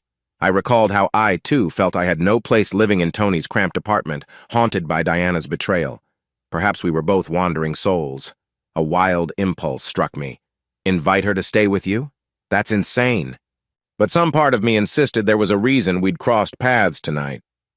"Look," I said quietly, "I have a condo, but I'm not staying there anymore." Memories of Diana haunted the walls. I also have a loft downtown, brand new, hardly used, if you need somewhere to crash temporarily." She whipped her head toward me. "You're joking, right?" Suspicion flared in her gaze. "You trying to make me your toy or something?" "No," I said firmly, ignoring the pang in my chest. I know what it's like to have nowhere to go. If you need a roof for a bit, no strings attached, it's yours." Val fell silent. The hum of the engine filled the air. We passed under a flickering street lamp, and I glimpsed tears shining in her eyes before she turned her face away. "Why are you doing this?" My throat tightened. Because I was lost, and maybe helping her would anchor me somehow. Because I recognized that hollow look in her eyes like she'd been hurt too many times and expected the worst. "I don't fully know," I admitted. "Maybe I just want to do something that makes sense for once." Her laughter was short, almost bitter, but she didn't refuse. We ended up driving halfway across town in near silence. I kept glancing in the rear view to ensure no one followed us. Eventually, we pulled up to the stark gray building that housed my loft. Modern architecture newly built. The hidden refuge I'd impulsively purchased after Diana's infidelity, intending to start fresh. So far, I'd used it only as a place to store random furniture and nurse my wounds. Val swallowed, hugging herself. "You're serious about me staying here?" "Yeah," I said softly, turning off the engine. "At least for tonight, until we figure something else out. I promise you're safe." She stared at the looming structure, then at me. Her features flashed between gratitude and disbelief. "If you try anything," I sighed, stepping out, "you can run, or fight me. I'm not looking for that." We headed inside, tension heavy in the air. The loft was mostly unfurnished: a couch, a kitchen table, and a few scattered boxes. I flipped on the overhead light, the glow revealing concrete floors and high ceilings. An empty space like me. Val stood in the doorway, shoulders rigid. She glanced around, setting her jacket on a box. She looked at me with guarded eyes. "Thanks, I guess. I don't get it, but thanks." I managed a tired smile. "We'll talk more in the morning. Get some rest. The bedroom's upstairs if you want it. I'll be fine down here." She narrowed her eyes, unsure. I offered a wry shrug. "Or vice versa. Up to you." She studied me a moment longer, then grabbed a blanket from one of the boxes. "I'll stay down here near the door," a defensive move, I realized. "Sure," I said, forcing calm. "Night, Val." She nodded, sinking onto the couch, arms still wrapped around herself. I headed upstairs, mind swirling. Had I made a massive mistake? Possibly. But something about offering shelter to this wary stranger felt right. Maybe her blunt honesty was exactly what I needed to shake me out of my own torment. As I lay awake, the city lights glinting through the loft's wide windows, I found the faintest spark of hope, or at least a distraction. I woke at dawn, stiff from sleeping on a mostly bare mattress in the loft's upstairs space. For a moment, I forgot where I was, disoriented by the blank walls and the murmur of distant traffic. Then it hit me. Valerie. The bruised, defensive woman from the block. My impulse rescue.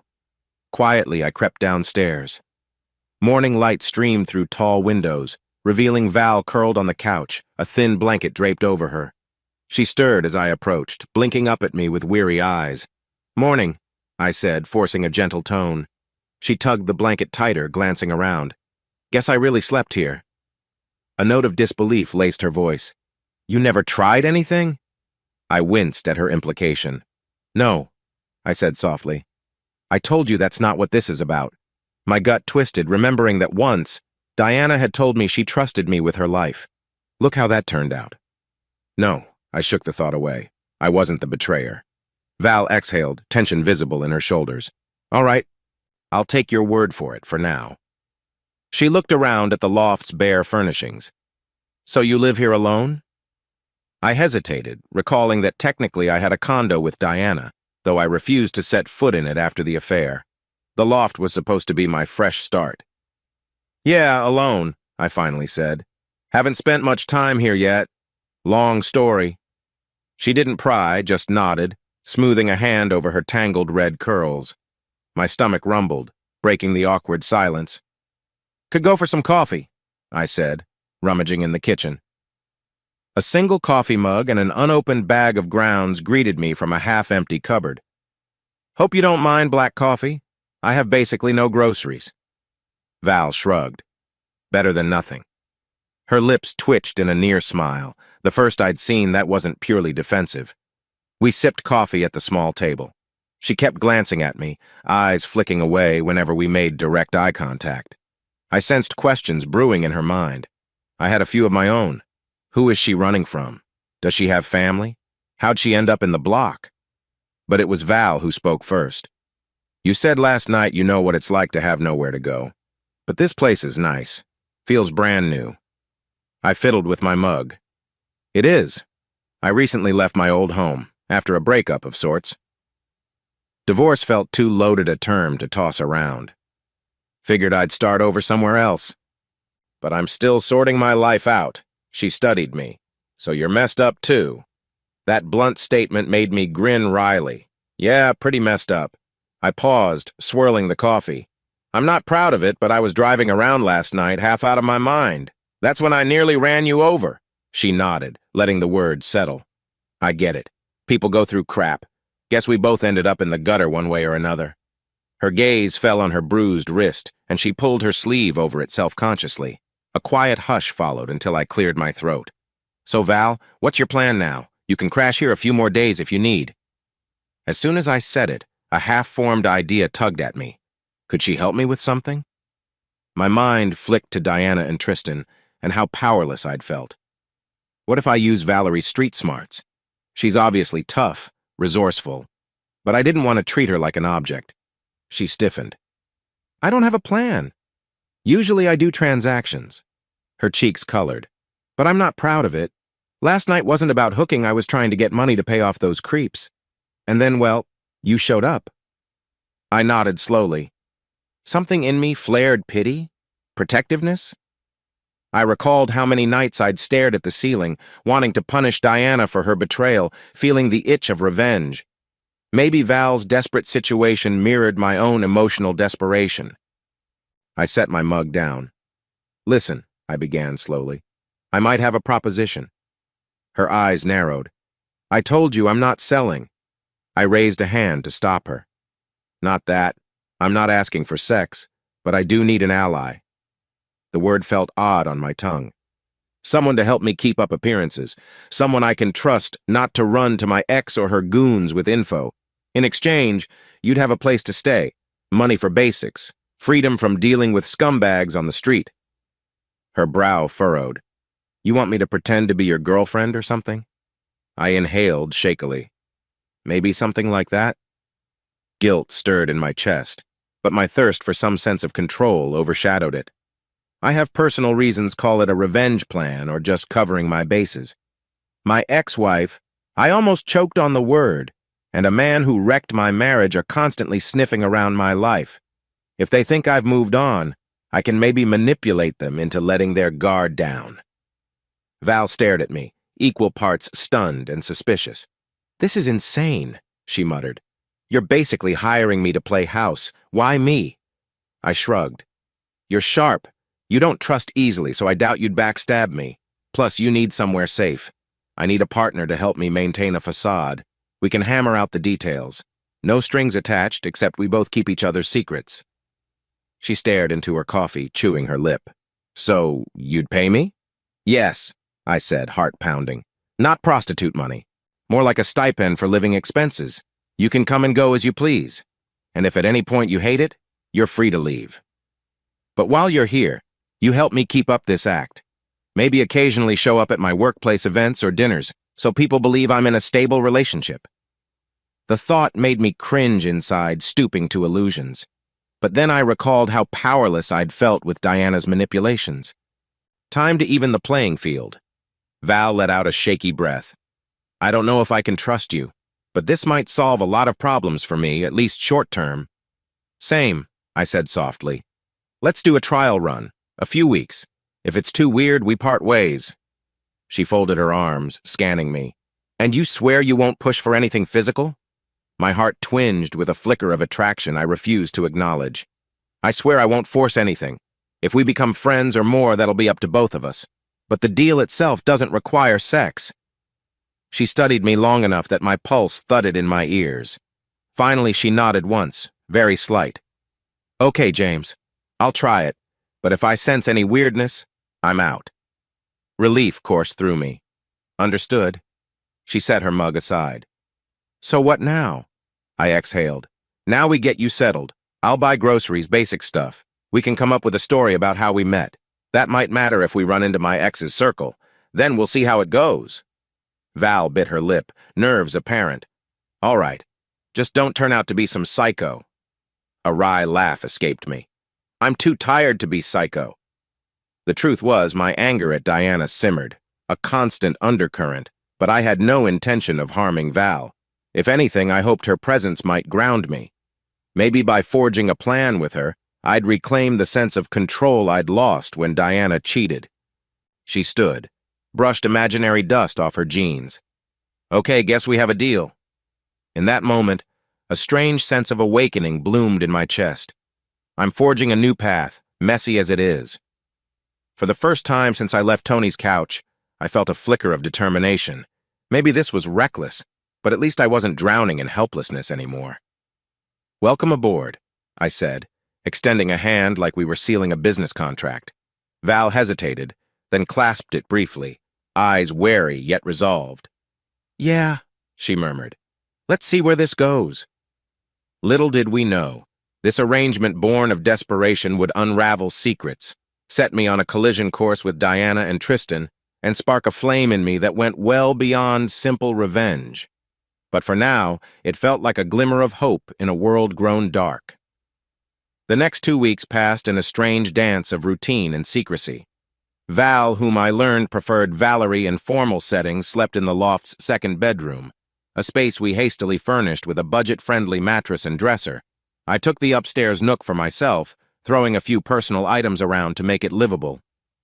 During the day, I left for Harrington Freight, while Valerie stayed behind, reading or exploring the neighborhood on foot, always cautious. At night, we'd share quick dinners and talk vaguely about each other's pasts, never diving too deep. Despite my official leave from full COO duties, thanks to Robert's intervention earlier, I still had errands, phone calls, and internal updates to handle for the company. It felt surreal coordinating logistics expansions while plotting a personal scheme to ensnare Diana and Tristan. But that's exactly where my mind drifted. Every free moment, I sketched out ways to expose their manipulations or corner them legally. The turning point came when I decided to hire a private investigator named Sarah King, recommended discreetly by an old college friend. Sarah was known for her unflinching approach. If there's dirt, I'll find it, she said at our first hush-hush meeting in a quiet coffee shop. She was a petite brunette with sharp eyes and a non-nonsense style, perfect for unraveling Tristan's shady dealings. I suspect Tristan is blackmailing people, or at least threatening them, I explained. Valerie sat beside me, sipping a latte but staying silent. She'd insisted on coming. If I'm part of this plan, I need to know the players, she'd said. Sarah tapped a notepad. Tristan Preston, wealthy socialite with rumored ties to illegal gambling circles. You think he's targeting you or your ex-wife's father? I nodded, heart pounding. Yes, he took advantage of Diana's boredom or whatever, seduced her. But there's more. I have a hunch he's after Harrington Freight's money. Maybe corporate sabotage. I want proof. Something I can use to corner him. Sarah considered, then jotted details. Okay, I'll do a background sweep. See who he's meeting. You'll pay my retainer up front. Keep me updated if he contacts you or your ex. And you, Miss Morgan? She looked at Valerie. Any role to play? Valerie shrugged. I'm just James's ally. I'll keep eyes open, maybe chat with folks if needed. Her voice held a flicker of uncertainty. She was new to this, as was I. When the meeting ended, we parted ways, nerves buzzing. On the drive back, Valerie said quietly, You sure about this? We're diving deep into some shady business. Tristan deserves what's coming, I said, tightening my grip on the wheel. He wrecked my marriage, maybe not single-handedly, but I can't let him keep leeching off Harrington Freight. My jaw clenched. Diana may be at fault, but I believe Tristan orchestrated half of it for personal gain. Valerie watched me, an unreadable expression on her face. You look intense, James. Like you've changed from the guy who nearly ran me over. This is bigger than revenge on your ex, isn't it? I exhaled. Maybe, but I won't apologize for wanting justice, or payback. Even as I said it, a swirl of guilt churned. The line between justice and vendetta blurred. In the evenings, Valerie and I practiced the story we'd spin for the outside world. How we met through mutual friends after my divorce, hit it off quickly, decided to move in. It felt weird, lying about an origin story. But if it gave Tristan and Diana second thoughts about messing with me, so be it. One night, I confronted a new complication. If we were to appear convincing at public events, we needed a few illusions. Val, we might need photos on social media, or show up at an office function together, I told her over a simple dinner of takeout Chinese. That okay with you? She fiddled with her chopsticks, reluctant. Social media, I never had a normal presence. Always worried old pimps or debt collectors would track me, but if it helps your plan, I guess. My chest squeezed at her admission. We'll keep it minimal, just a few pictures, and obviously, if you feel unsafe, we back off.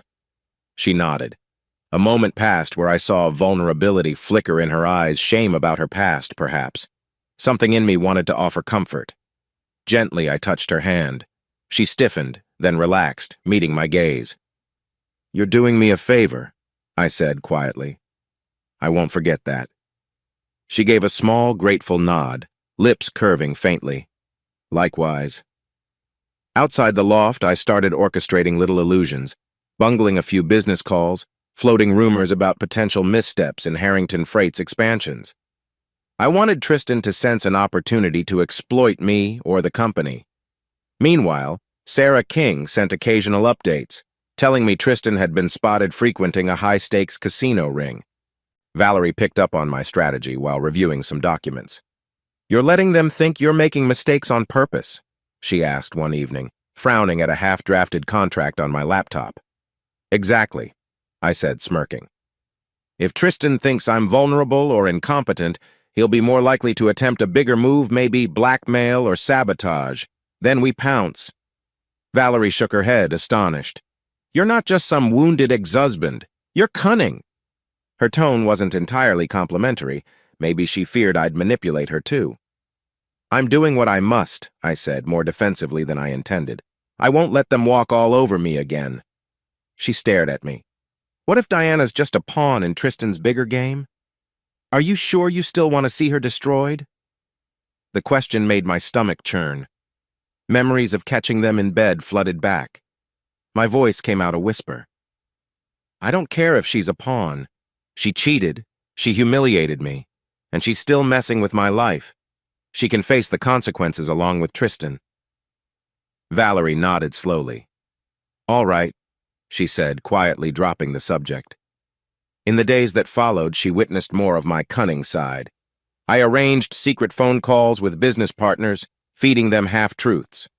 I refused to answer Robert Harrington's direct inquiries with clarity, letting him believe my performance was slipping again. The big man was frustrated, but he didn't fire me, he wanted me around. The tension was thick, like a coiled spring ready to snap. Valerie saw how restless I became after these calls, how I paced the loft like a caged animal. Late one night, I finished a call with Sarah. Tristan had scheduled a suspicious meeting soon with an unknown third party. I flung my phone on the couch, heart pounding. She placed a gentle hand on my shoulder. James, you're trembling. I swallowed. Just adrenaline. This is all big. We shared a moment of charged silence. Then, in a purely human gesture, she slid closer, leaning her forehead against my chest. My heart jolted, part surprise, part longing. Carefully, I wrapped an arm around her back. Neither of us said a word. The contact was an unspoken acknowledgement that the tension we faced wasn't just external, it boiled within both of us. I inhaled the faint scent of her hair, a mix of cheap shampoo and something inherently Valerie. A flicker of warmth stirred in my gut, something that transcended the arrangement, but I didn't push it. We'd come too far to complicate it with unspoken desire. Or maybe we were already complicating it, whether we liked it or not. Eventually, She pulled away, eyes reflecting a shared vulnerability. "We should rest," she murmured. "Tomorrow might bring bigger challenges." "Right," I agreed, voice tight. She disappeared into her room. I stood there, heart thumping, a dozen emotions swirling: rage at Diana, eagerness for retribution, and a growing attachment to Valerie. Dangerous territory, I thought. But it might be unavoidable. At least she now realized I wasn't a mere victim. I was prepared to engineer a trap so thorough that Tristan and possibly Diana would never see it coming. And Valerie, for all her doubts, was coming along for the ride. The next week raced by in a haze of subtle moves and tension. Sarah King fed me breadcrumbs about Tristan's activities: late-night meetings at a swanky penthouse, suspicious wire transfers, possibly hush money from unknown accounts. My phone lit with updates that made my pulse spike. Meanwhile, Diana was stirring the pot. Rumors circulated that she was telling mutual acquaintances I'd taken up with a street girl, tarnishing my reputation. "Diana's trashing you," Tony told me on a call. "Says you're shacking up with some former prostitute. People are talking, man." My jaw clenched. Let them talk. The more they believe I'm on the rebound with a questionable partner, the less they suspect my real plan. Deep inside, fury simmered. I hated hearing Diana demean Valerie. But maybe that rumor served a purpose, painting me as reckless and easy to manipulate. Valerie, of course, heard the rumor too. She confronted me late one evening, eyes shimmering with hurt. "So I'm the former prostitute your ex is blasting around town, huh?" She tried to sound casual, but the tremor in her voice betrayed her. I set aside the printouts of business data I'd been studying. "Val, I'm sorry, she's twisted. She'll use anything to undermine me and hurt you by extension." Her lips thinned. "I hate this. I got enough crap from my old life. Now some snooty socialite is telling the world I'm just a piece of trash you picked off the street." A pang of protectiveness slammed into my chest. I moved closer, placing a hand on her arm. "You're not trash, Valerie. You're helping me more than you know. Anyone who thinks otherwise can choke on their ignorance." She exhaled, tension leaving her shoulders. "Guess we can't control what Diana says." Her eyes flicked to mine, uncertain. "But what if it hurts your standing at Harrington Freight?" My laugh was humorless. "My standing's already on thin ice. Robert doesn't know how to handle me. Tristan's lurking in the shadows, and half the board members see me as incompetent now, exactly how I want them to see me." Valerie studied my face. "You have it all planned out, huh? Let them think you're spiraling while you're actually setting up a trap." I shrugged. "That's the hope. I just need Tristan to feel emboldened enough to make a big move." She nodded, pressing her lips together. "Okay. Then I guess I can handle being the prostitute girlfriend rumor for a while. Just warn me if it escalates." My grip on her arm tightened gently. "I will. I promise." Our gazes locked a moment too long. An unspoken awareness lingered chemistry. We'd been skirting around it, telling ourselves this was purely an arrangement. But every night we shared dinner, every time our shoulders brushed in the cramped loft kitchen, the tension swelled. We were living together, relying on each other's presence, forging a bond deeper than a mere business arrangement. Late that night, I couldn't sleep. I flicked on the TV, mind too restless to watch anything. Soft footsteps padded behind me. Valerie emerged from her room, wearing a loose t-shirt and shorts that revealed smooth legs. I cleared my throat, trying not to stare. "Can't sleep either?" she asked, settling beside me on the couch. "Nah," I muttered. "Brain's on overdrive." She tucked her legs beneath her, posture tense. The glow from the TV cast shadows on her face. We sat in quiet companionship for a while, some random late-night show flickering on the screen. Eventually she spoke, voice hushed. "Diana's rumors about me, they stir up old memories. Times I had to hustle on the streets, do stuff I hate admitting." My gut twisted. "You don't have to tell me," she shrugged. "Maybe I want to, so you understand I'm not innocent. I've done shady deals, stolen, lied to survive." Her eyes dropped. I hated every minute. But life cornered me. You get it? Pain laced her words. I realized my own heartbreak, while devastating, might not compare to the years she spent in survival mode. "I do get it," I said softly. "I grew up struggling too, though maybe not the same way." Lately, I learned a different kind of survival, how to act like everything's fine while my world collapsed. She nodded, tears glinting. Sometimes I think people like us find each other in the dark, you know? A heavy silence wrapped around us. In the dark. That's exactly where we were morally, emotionally. I shifted closer, caught by her raw honesty. She inhaled sharply, glancing at my lips. My pulse throbbed, a sign of how close we'd grown. Part of me wanted to lean in, close the gap, taste her acceptance. But I recalled the boundaries of our arrangement. She's been used before. Don't push unless it's mutual. Her voice dropped to a whisper. James, is this okay? She sounded uncertain, looking at our proximity. My chest tightened. Only if you want it to be, I murmured. No pressure. We hovered in that moment, breathing each other's air. Then slowly, she bridged the distance, pressing her mouth to mine. The kiss was tentative, almost shy, then deepened with a hunger that cracked our guarded exteriors. My heart pounded so loudly I worried she might hear it. The taste of her lips held both need and fear, a reflection of everything we'd been through. We broke apart, panting, foreheads touching, her cheeks flushed. Sorry, she whispered. I just wanted to feel something good. My head spun with a cascade of emotions. No need to apologize, I said, voice thick. I'm not sorry. Her eyes gleamed. Then we drew closer, losing ourselves in another slow, feverish kiss. I let my hand rest on her thigh, stroking gently, mindful not to push her comfort. She shivered under my touch. Though tension flared desire, I pulled back before it escalated, determined not to let lust overshadow the fragile trust we'd built. Valerie exhaled unsteadily. We should maybe not rush. She laughed softly, self-conscious. We have enough complications. I nodded, chest tight. Agreed. Let's just go slowly. We ended up leaning against each other, hearts calming. The TV droned on, background noise to the new intimacy blossoming in the loft. Sometime near dawn, we drifted into a half-doze, side by side, a quiet comfort in the swirling chaos of our lives. Come morning, we parted with shy smiles, unspoken acceptance that something between us had shifted. We didn't define it, but it felt real and delicate.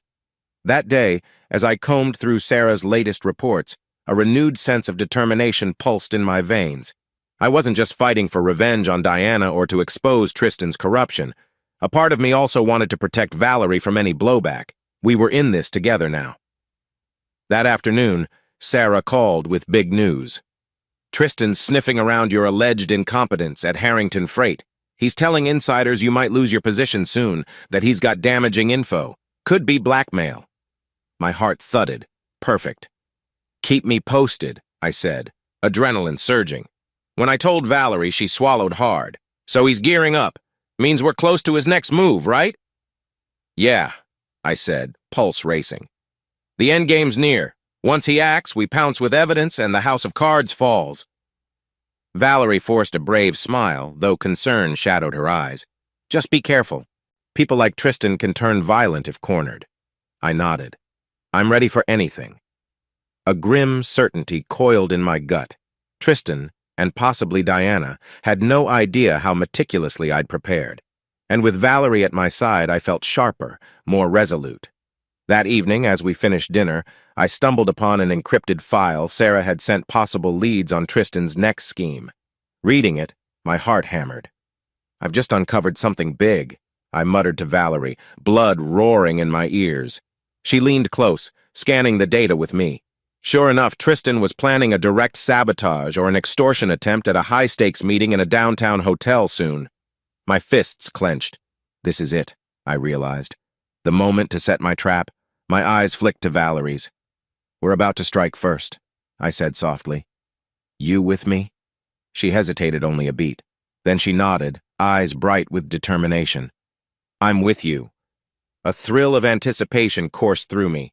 The plan was finally in motion.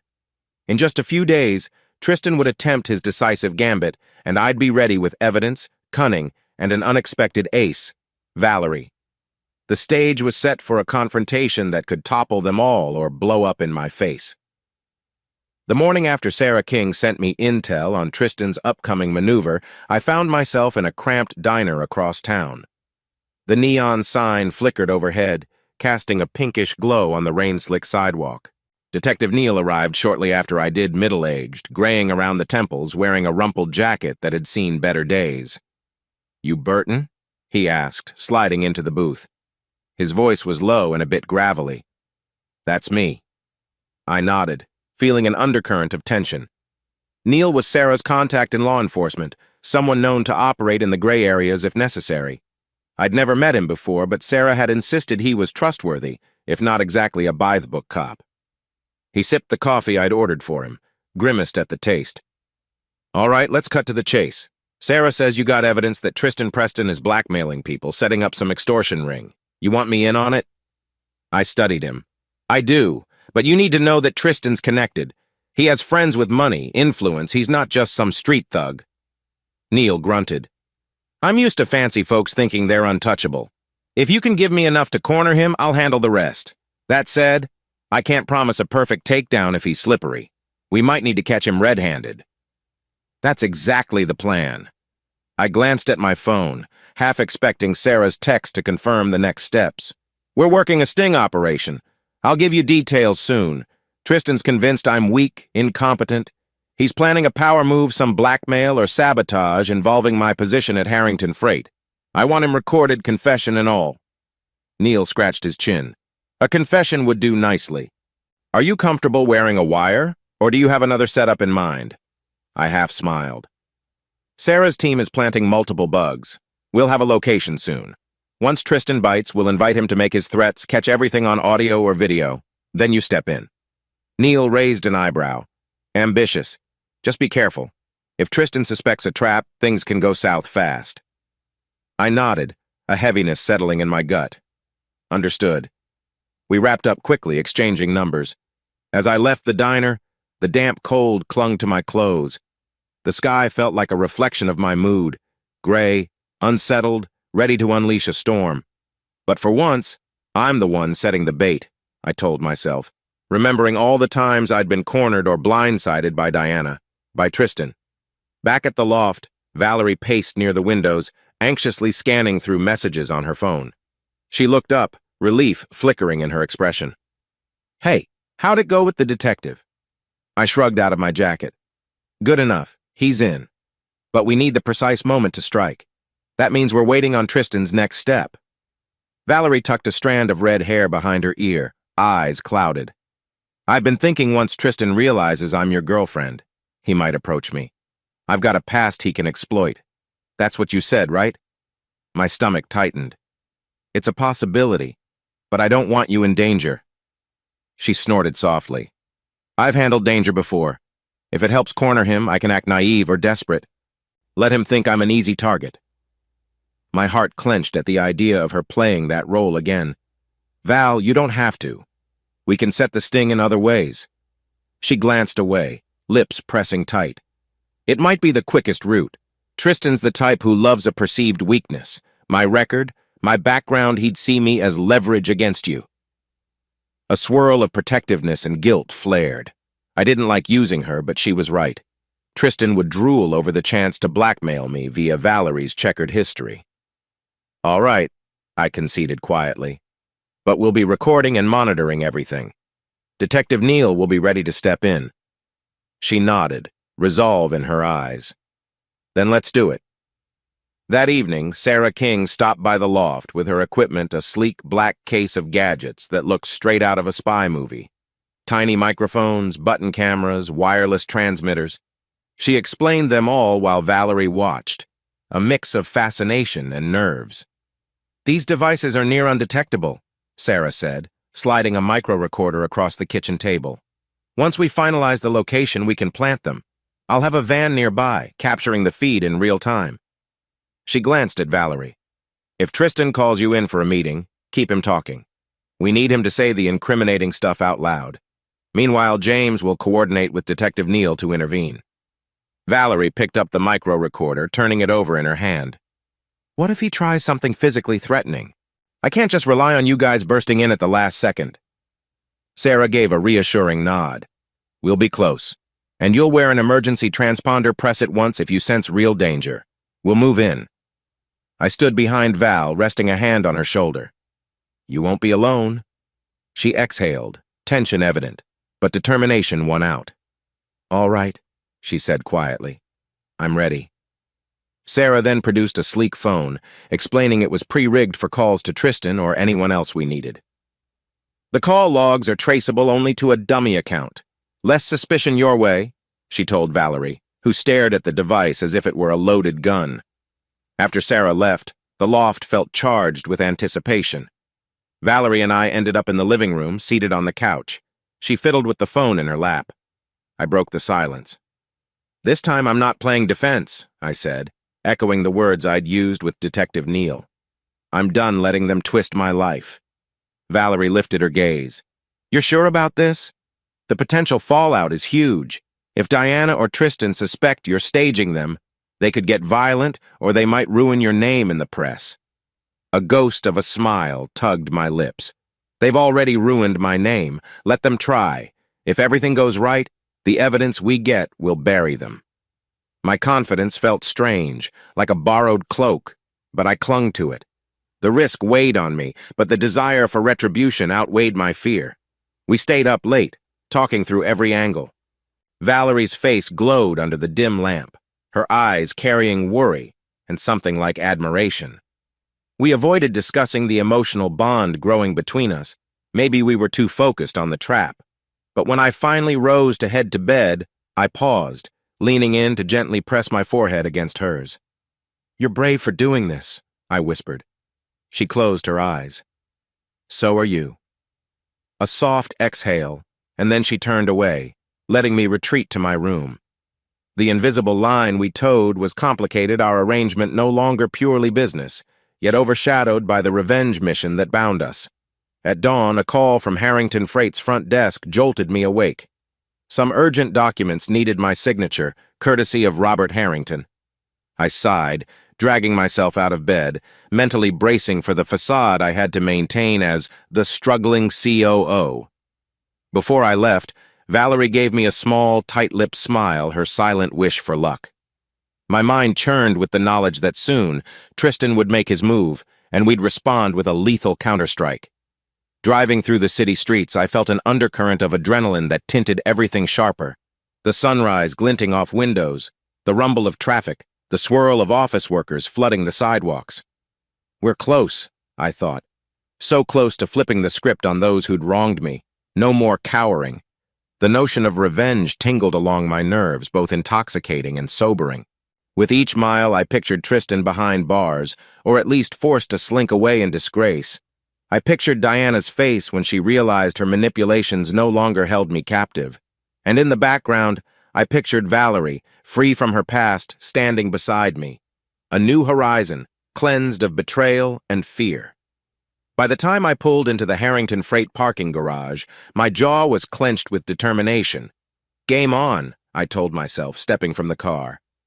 Tristan Preston had no idea what was coming, and for once that ignorance played right into my hands. As the next few days ticked by, Tristan remained eerily silent, like a spider lurking in its web, waiting for the perfect moment. Sarah King kept feeding me small updates. He'd visited a shady law firm, met with an unknown figure in a private club. Each day the tension ratcheted higher. We suspected he was finalizing his blackmail approach or sabotage plan. Meanwhile, my ex-wife Diana was far from silent. She began her own counteroffensive, spreading rumors not just about Valerie's past, but about my supposed financial improprieties. James Burton's mismanaging company funds, I heard from an accountant who discreetly sympathized with me. Word is, Diana's claiming you're siphoning profits to your live-in prostitute.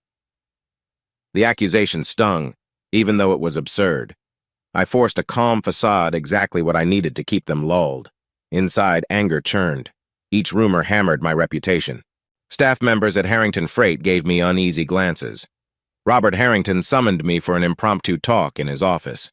I sat opposite him in a plush chair, noticing new creases of stress around his eyes.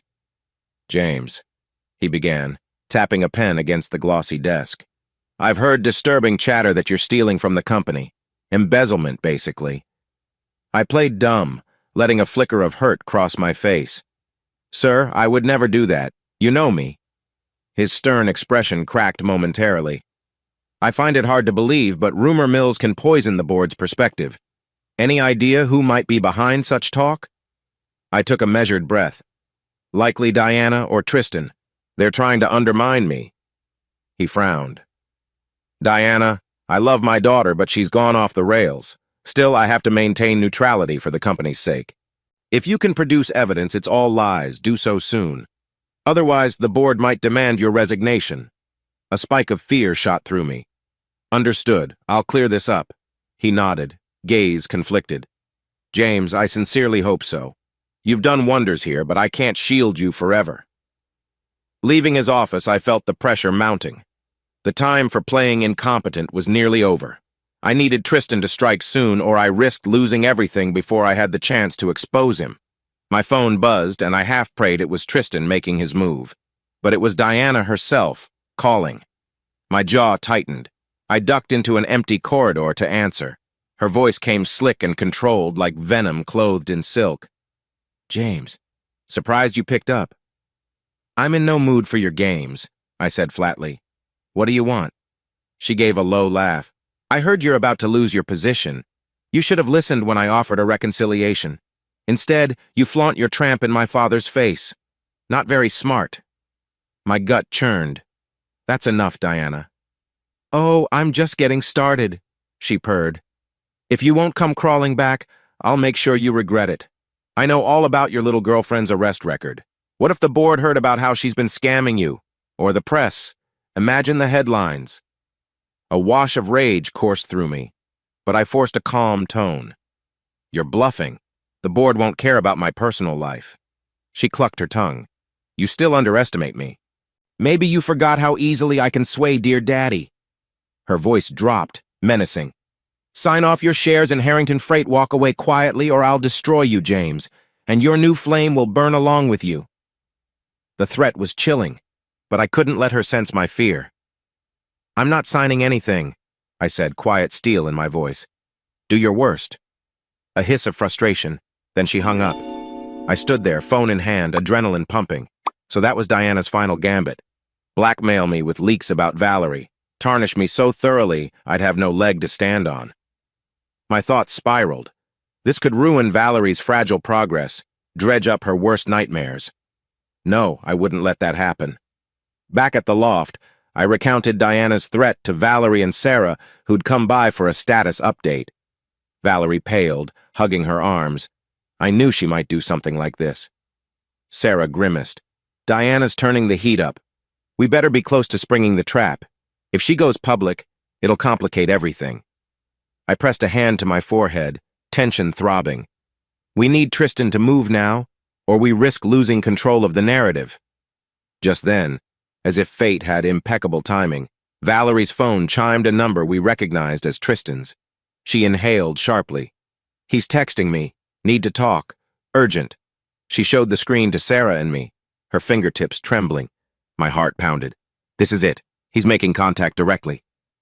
"He must know about your past or suspect you're an easy route to blackmail me. Ask him where and when." Valerie nodded, quickly typing a neutral response. "What's up?" Seconds later, Tristan replied, "Meet me at the Majestic Hotel Bar tomorrow 7 p.m. Come alone." Valerie let out a shaky exhale. "He's setting it up." Sarah's gaze hardened. "We'll have the place wired. James, you'll coordinate with Detective Neal. We'll hide in a nearby suite with video feed, capturing everything. Once Tristan confesses or makes explicit threats, we move in." Valerie swallowed, eyes brimming with nerves. "He'll probably dangle money or threaten me to betray James. If I pretend to consider it, he might spill more." I squeezed her hand gently, ignoring Sarah's polite cough at the intimacy. "It's the best shot, but be careful." She forced a crooked grin. "I won't back down now." Sarah spent the rest of the evening mapping out the plan. Who would station themselves where, which cameras we'd install, how Detective Neal would coordinate the final takedown. By midnight, the living room table was covered in notes and gear. Valerie looked exhausted, but a steely determination shone in her eyes. Once Sarah departed, we lingered in the kitchen, washing mugs in a shared silence. Finally, I spoke. Tomorrow, everything changes. If this works, Tristan and Diana lose their power over us. Valerie set a mug on the drying rack, water droplets clinging to her fingers. And if it doesn't work? I swallowed. Then they'll likely unleash every rumor, every piece of blackmail they have. Harrington Freight might cast me out. You could face public humiliation, but we have to risk it. She let out a tremulous breath, then turned to face me. I'm scared, James. Not just for me, but for you. You've put so much energy into revenge, I don't know what happens once it's done. My chest squeezed at her worry. I'm scared too, I admitted softly. But I can't let them keep winning. After tomorrow, maybe we can finally breathe. Her gaze dropped, but she offered a small nod. All right, let's finish this. Before we parted for the night, I found myself pulling her into a gentle embrace, feeling the rapid thud of her heart against mine. Our closeness, once purely an arrangement, had grown into something real, like two battered souls finding solace. I pressed a light kiss to her forehead, silently promising we'd get through this. She closed her eyes, leaning into me. Tomorrow, I thought, would mark the turning point. Diana was threatening to publicly drag Valerie's past through the mud. Tristan was poised to extort me, and we planned to snatch the rug from under them both in one bold sting. My pulse fluttered with equal parts dread and exhilaration. For better or worse, the final showdown was set.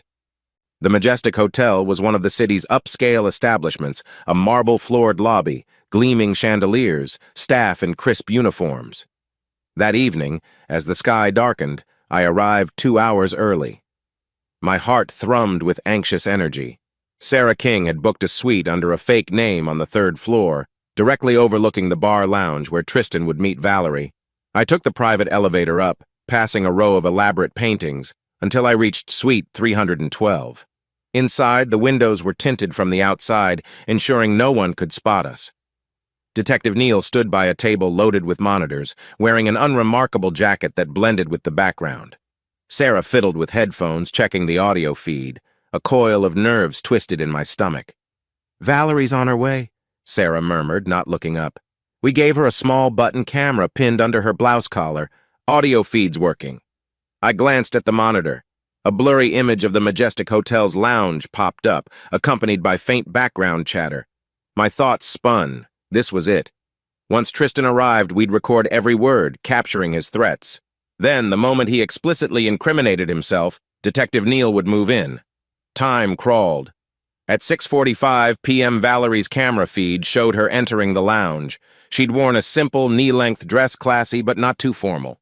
I could see her take a shaky breath, scanning the plush armchairs and sparkling bar. My phone buzzed. I glanced down to see a short text from her. I'm in place. I typed a quick reply. Stay calm. We've got you. Then I tucked the phone away, leaning over Sarah's shoulder to watch the screen. Valerie picked a corner seat, ordered a water from the bartender. The audio captured clinking glasses, low hums of conversation. Minutes ticked by.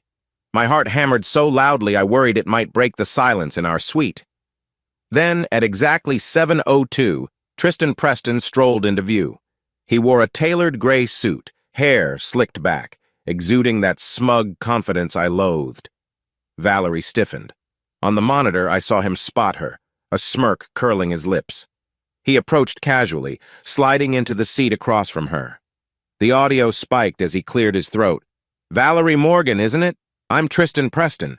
His tone dripped with self-assurance. Valerie offered a nervous nod. Yes, we've never spoken directly, but I've heard of you.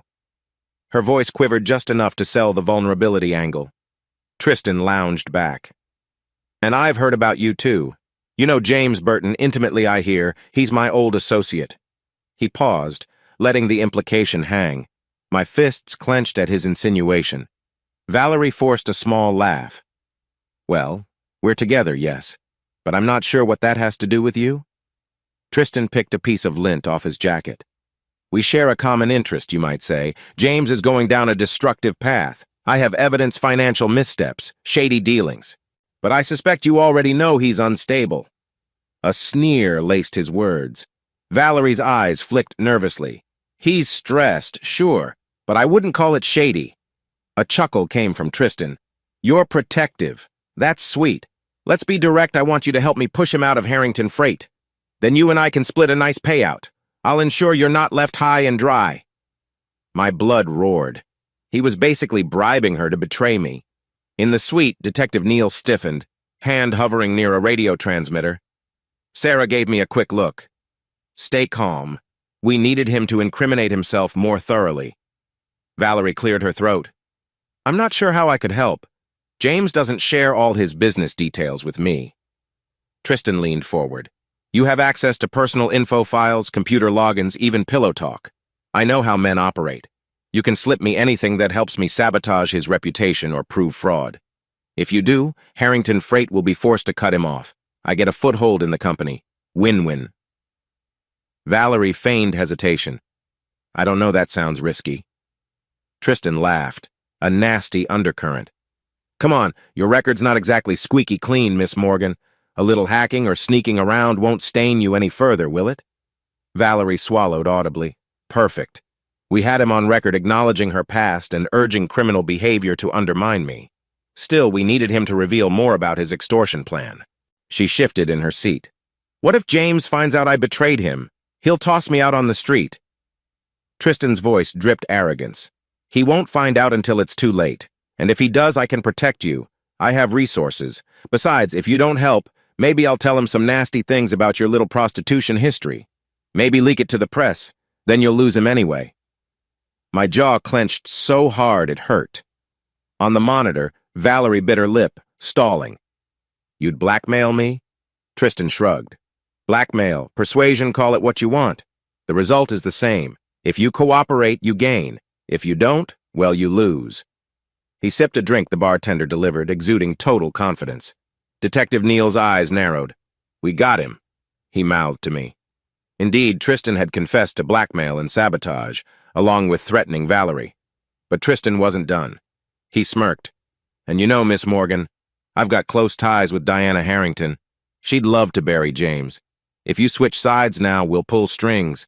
If not, your face on the front page with your old mugshots might be the least of your worries.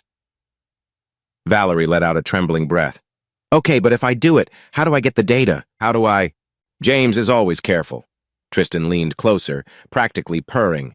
There's an upcoming shareholders briefing next week. I bet he keeps digital copies. You snatch them, pass them to me. I'll doctor them into a fiasco that nails him for embezzlement. Easy money, sweetie. Sarah and I exchanged quick nods. That was enough. Neal moved, pressing his radio button. Team, stand by for entry, he murmured. My pulse spiked. This was the moment. Tristan had unwittingly spilled everything. Valerie tensed, probably sensing the next step. But we waited for one last nail in the coffin.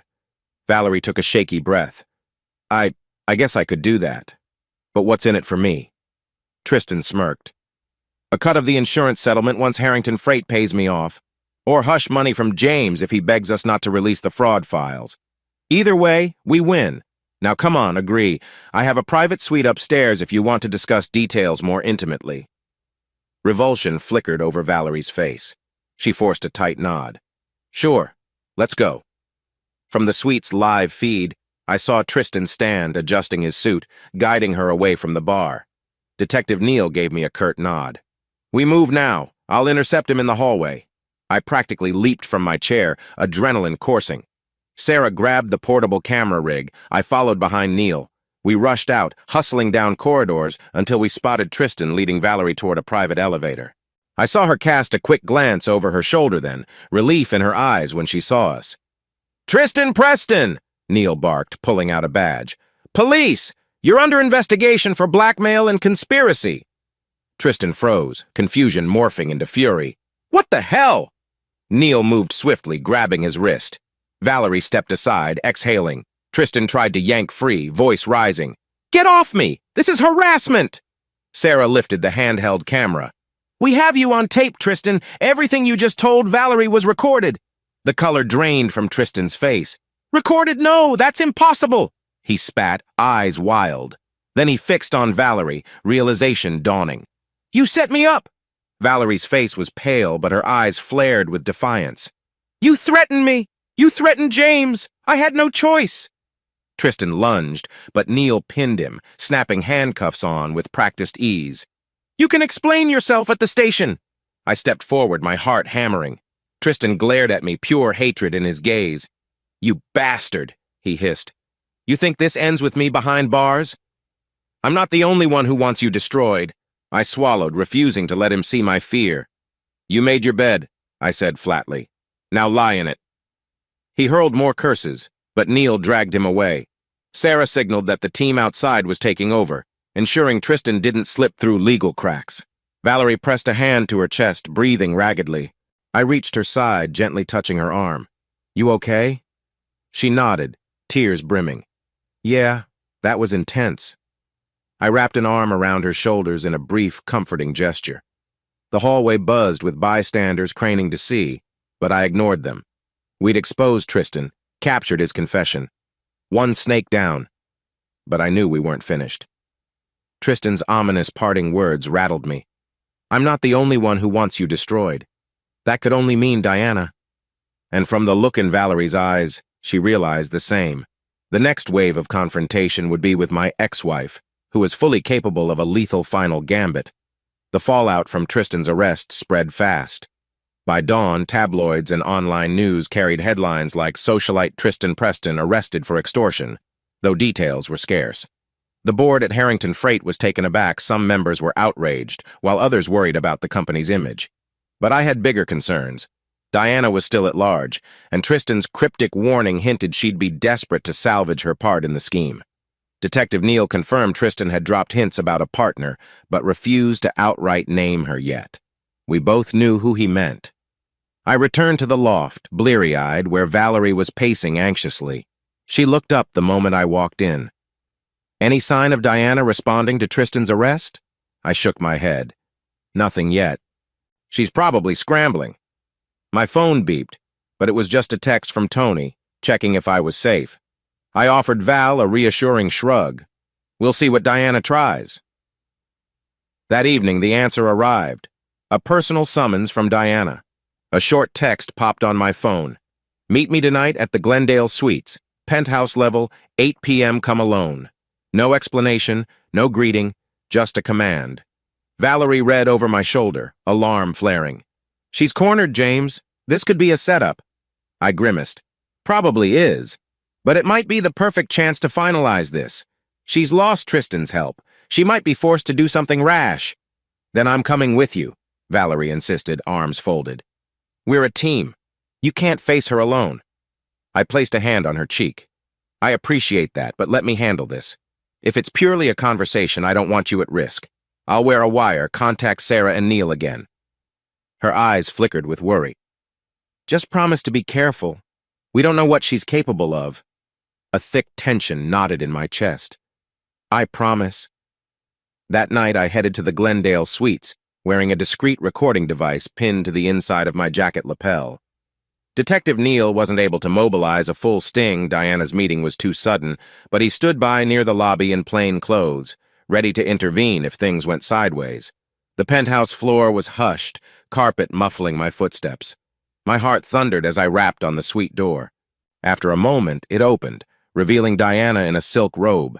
She must have been trying to channel a sultry look, but I saw desperation flicker in her eyes. The corners of her mouth tightened. "James," she said, stepping aside to let me in. "Thanks for coming." I entered cautiously, scanning the opulent suite dim lights, expensive champagne on a marble table, floor-to-ceiling windows overlooking the city's glittering skyline. The entire scene felt staged. She's done this before, I recalled bitterly, memories of her seductions and manipulations. Diana sauntered to the couch, gesturing for me to sit. I remained standing. "What do you want, Diana?" She smiled a brittle smile. "Tristan's in custody, I hear. Congratulations. You must feel powerful." I shrugged, keeping my tone cold. "He made his choices. So did you." Her eyes flashed. "Don't pretend you're innocent. You lured him into a trap. That's entrapment." I lifted an eyebrow. "Not legally, no. He blackmailed Valerie, threatened me. It's all on record." My heart pounded with adrenaline. hoping the recording device captured every word. She pursed her lips. All right, so you got Tristan, but I'm not him. I still have ways to ruin you, James. A wave of anger rolled through me. I'm sure you do. But is that why you called me here? Another round of threats? She exhaled, crossing her arms over her robe. I want one last chance to settle this amicably. Sign over your shares in Harrington Freight, walk away quietly. In return, I promise not to expose Valerie's prostitution record to the press, or release any of your personal embarrassments. A harsh laugh escaped me. That's your deal? You get everything? I get nothing but hush? No, Diana. She stalked closer, eyes narrowing. You think you have the upper hand, but you don't. Harrington Freight can't want you around with the scandal swirling. My father's tired of cleaning up after you. If you don't concede, I'll go to every outlet, tell them about your immoral lifestyle, how you embezzled funds, how you coerced me into a toxic marriage. My blood boiled. Stop lying. You cheated. You forced a rushed marriage. Everyone knows it. She rolled her eyes, stepping dangerously close. Her perfume assaulted my senses, a sickly sweet reminder of times past. I'll spin it differently. The public loves a scandal. They'll lap up my sob story. Her hand slid toward my chest, a mock seduction. But if you just sign away your stake, we can part ways without further damage. We used to share a bed, James. Remember? Revulsion churned in my stomach. She's using the same tactic as always, temptation laced with poison. My mind flicked to the plan I'd made with Sarah.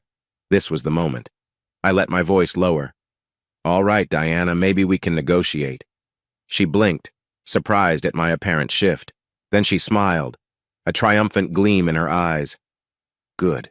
You've come to your senses. I forced a tight grin, stepping back slightly. There's one condition. Show me your sincerity. She tilted her head, confusion tinging her expression.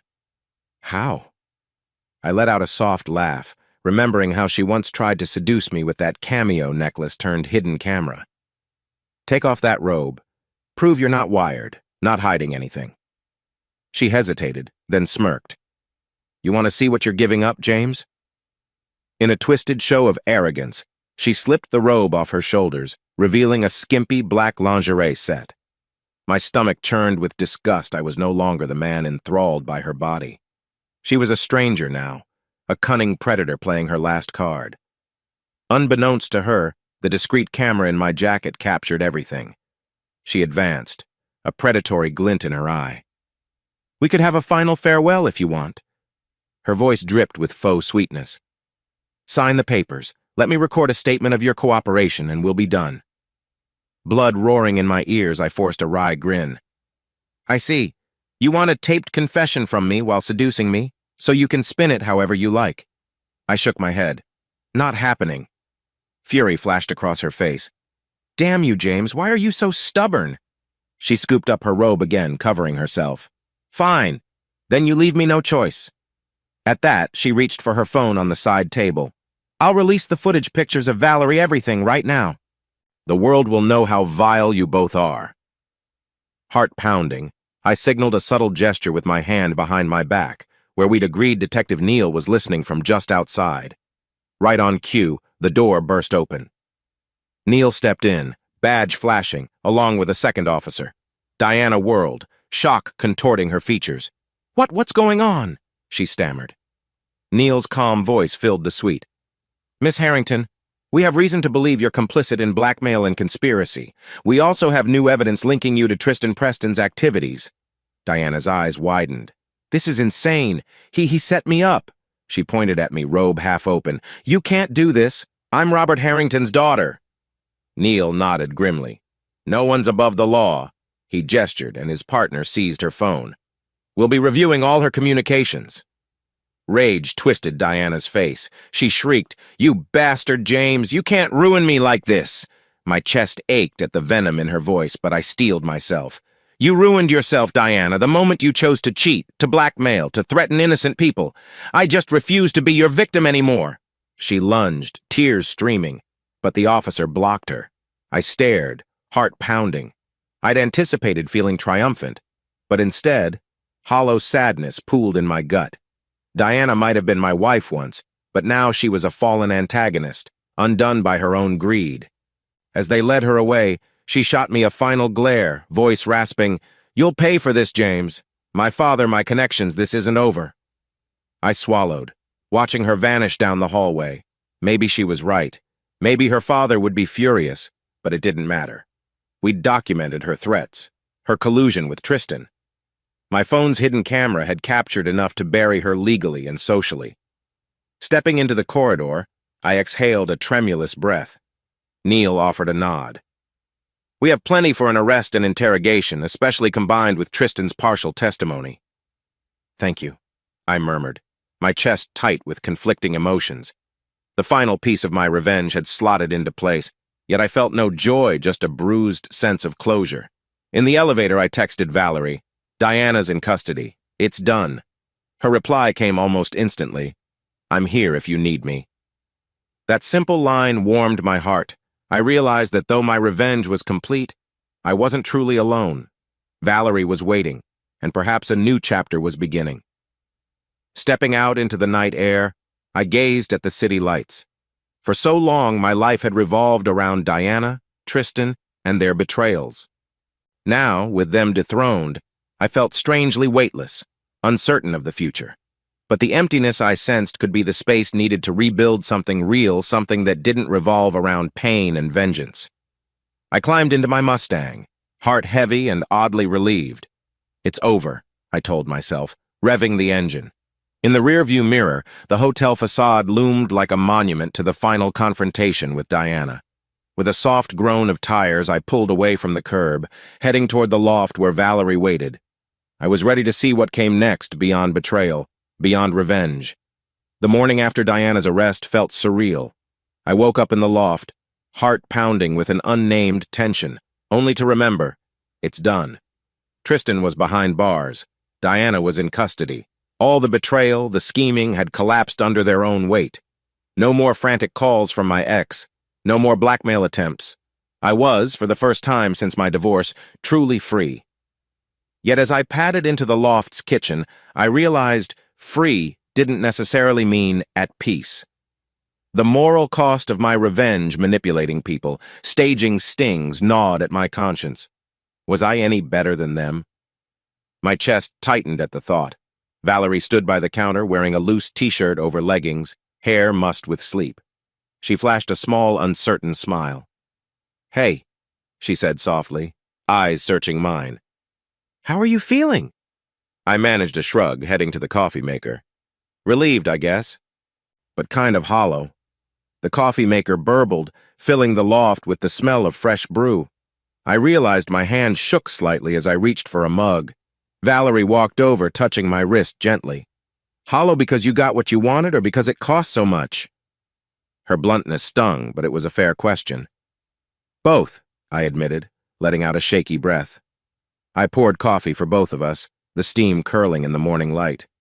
I spent months plotting payback. Now that it's done, I'm left with, well, me. And all this emotional debris. She nodded sympathetically, taking her mug. "I get it." We sipped in companionable silence for a moment, the clang of a distant garbage truck outside our only background. Finally, she spoke again. "So you're legally free of Diana's interference now. Any idea if you'll stay at Harrington Freight or do something else?" I forced a half-smile. "I've been thinking about that all night. Part of me wants to bail, start fresh without the baggage, but I hate the idea of running. Maybe I owe it to Robert Harrington or the people who believed in me to keep working there." Valerie's gaze flickered, a hint of worry. "Or maybe you're worried that if you leave, it'll be like letting Diana chase you away, even from her father's company." She set her coffee down. "You can decide in your own time. But remember, your future is up to you now, not her."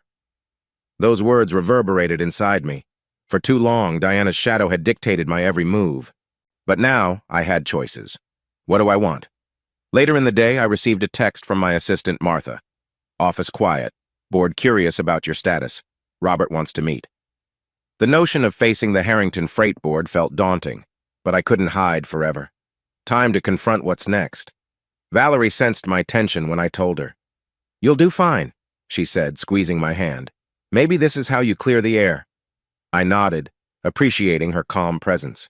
She'd become my anchor during the storm, offering me emotional steadiness I hadn't known I needed. Still, her eyes shone with an unease of her own, like she feared I might drift away now that the revenge arc was finished. That evening, as we shared a simple dinner of pasta and salad, the conversation drifted to the possibility of me moving out of the loft. "You originally got this place to escape Diana," Valerie pointed out, twirling pasta around her fork.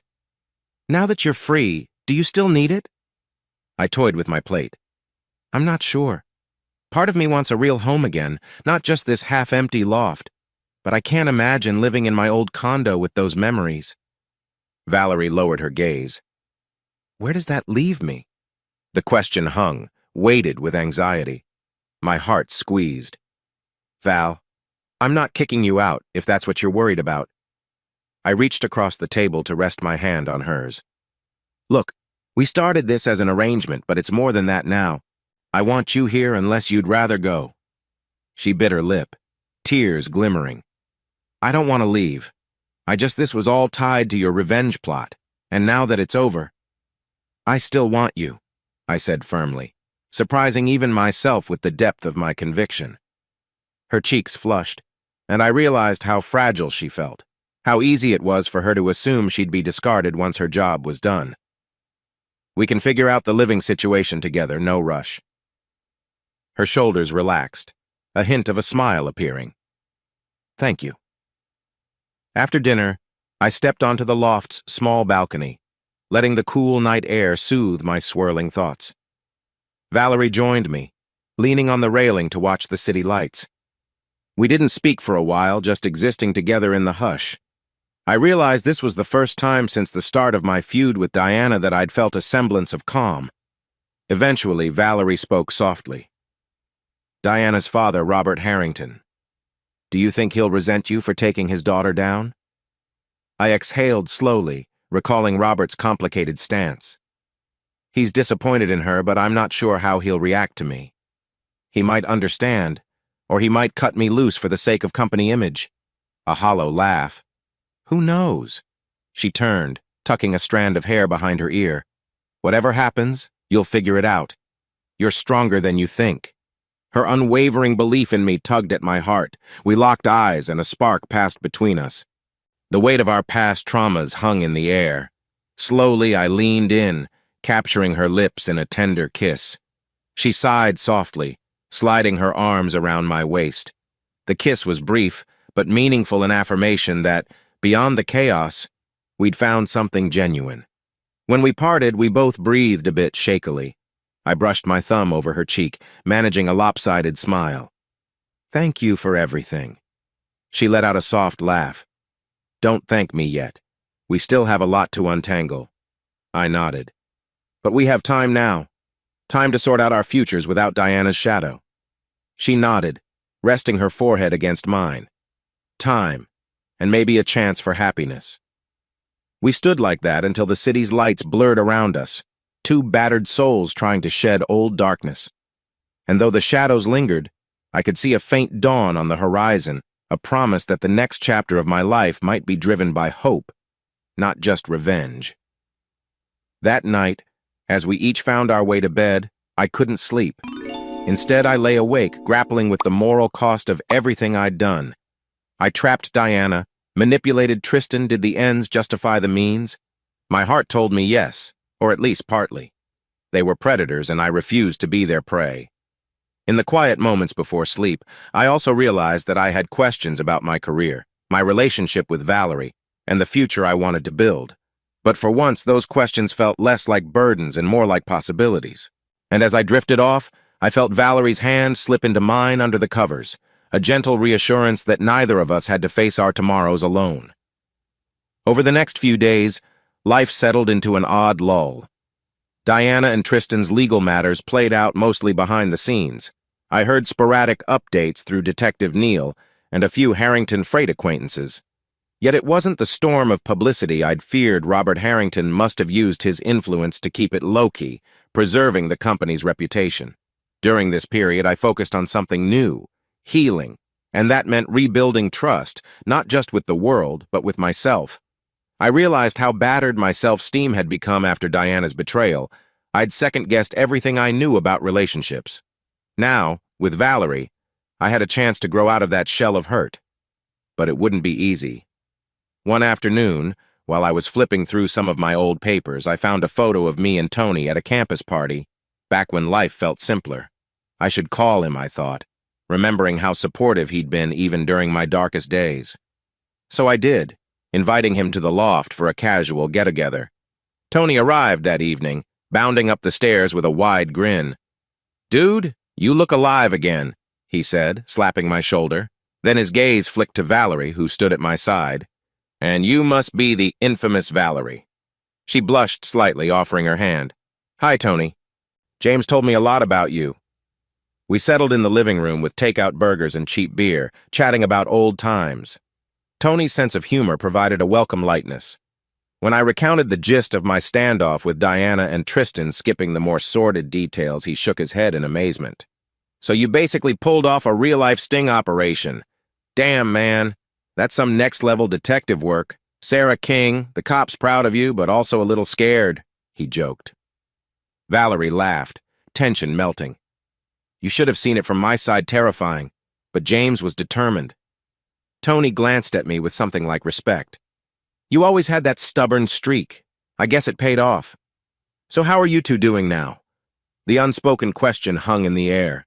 I shrugged, exchanging a glance with Valerie. "We're figuring it out. We started as a weird arrangement, but it grew into something real. I think—" Valerie smiled softly. "We're taking it slow, though. Neither of us wants to rush." Tony grinned, raising his beer. "Here's to weird arrangements that actually work." We clinked bottles, and for the first time in ages, I felt like a normal guy hanging with friends, not some wounded, revenge-driven soul. In the days after Tony's visit, Valerie's nightmares about the block resurfaced. She'd wake up in the middle of the night trembling, eyes haunted by old traumas. I'd hold her until her breathing steadied, murmuring that she was safe, but part of me wondered how deep her scars ran. One early morning, after a particularly rough nightmare, she sat up in bed, wiping sweat from her brow. "God, I hate that place," she whispered. "It keeps creeping back into my head. The fear, the shame." I stroked her hair gently. "You don't have to face it alone. We can look into therapy if you want, or a support group. Maybe even talk to Tony, he's medically trained. He might know resources." Her lip quivered, tears brimming. "I'm so tired of feeling broken. But maybe it's time I faced it properly." I pulled her closer. "I'll support you however I can." She nodded, pressing her forehead against my chest. "Thank you," she whispered, her voice small and vulnerable.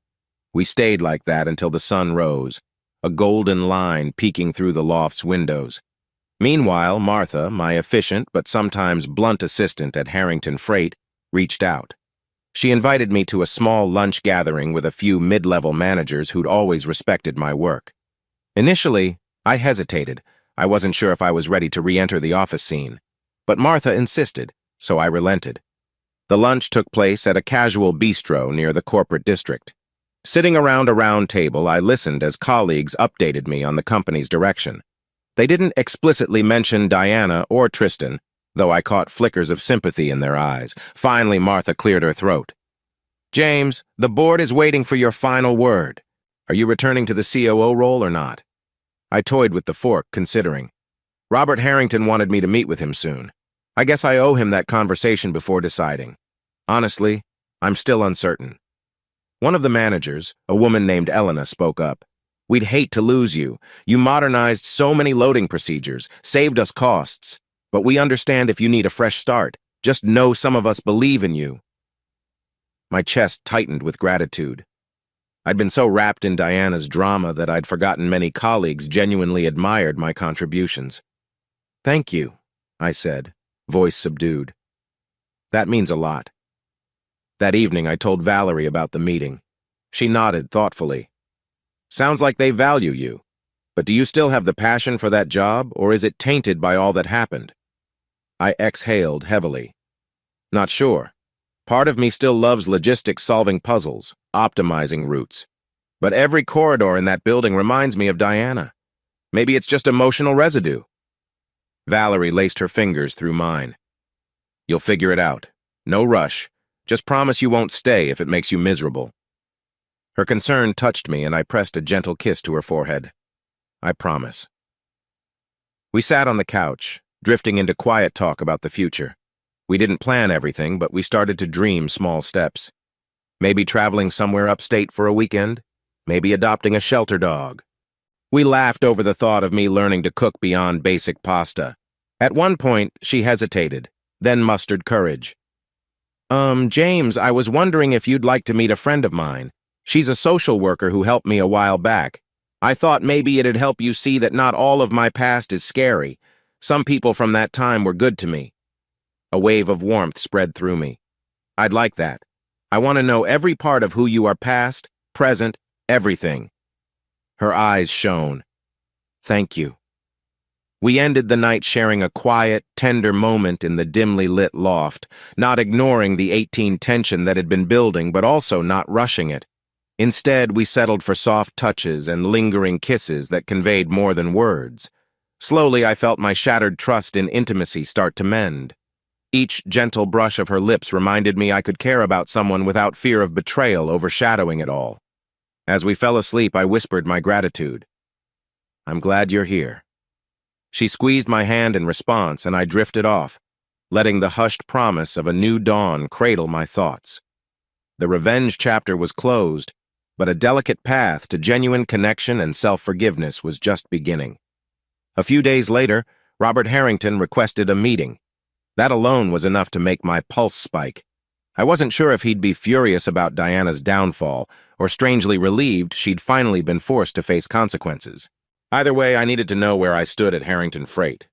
He arranged the meeting at a modest conference room, not the grand boardroom. I took it as a sign he wanted privacy. When I stepped inside, he was already there, sitting at the head of a small table with a folder of documents. He glanced up, face etched with a mixture of exhaustion and something like regret. James, he said by way of greeting, standing to shake my hand. Thank you for coming. I nodded, nerves knotting in my gut.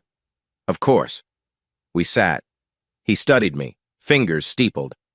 First, let me say I'm sorry for how everything turned out. Diana's actions hurt not just you but the company's image. I've been cleaning up the PR mess behind the scenes. I swallowed. I appreciate that. I never wanted the company to suffer. He waved a dismissive hand. It's not on you. You did what you had to do. I raised Diana with too many indulgences, perhaps. She never learned restraint. I suspect Tristan preyed on that. His gaze flicked to the table, betraying genuine disappointment. A beat of silence passed, and then he cleared his throat. Anyway, James, let's address the main question. Your future with Harrington Freight. I've spoken to the board. Many still trust your expertise, but they wonder if you'd even want to stay after all this turmoil. I forced a calm expression, though my heart hammered. I'm still weighing it. Part of me wants a fresh start, but I also care about the company. My work was never just a job. I believed in making it more efficient, profitable. Robert nodded, drumming his fingers on the folder. I won't lie. If you stay, we'll have to do some careful PR. But the board could smooth that over, especially with the moral high ground you have, exposing Tristan's sabotage attempts. Moral high ground. I nearly laughed, recalling how manipulative I'd been. But from an outsider's perspective, I'd protected the company from Tristan. So you're offering me my COO position back? He handed me the folder. Inside were documents detailing a new role, Head of Global Operations, a bigger title with expanded responsibilities, including potential oversight of upcoming expansions in Europe. My breath caught. This is more than COO. Robert exhaled. Yes, I've been planning an international push for Harrington Freight. We need someone with vision and drive to lead it. Initially, I considered Diana might handle a branch, but that's obviously off the table. His tone tightened. So I'm offering it to you.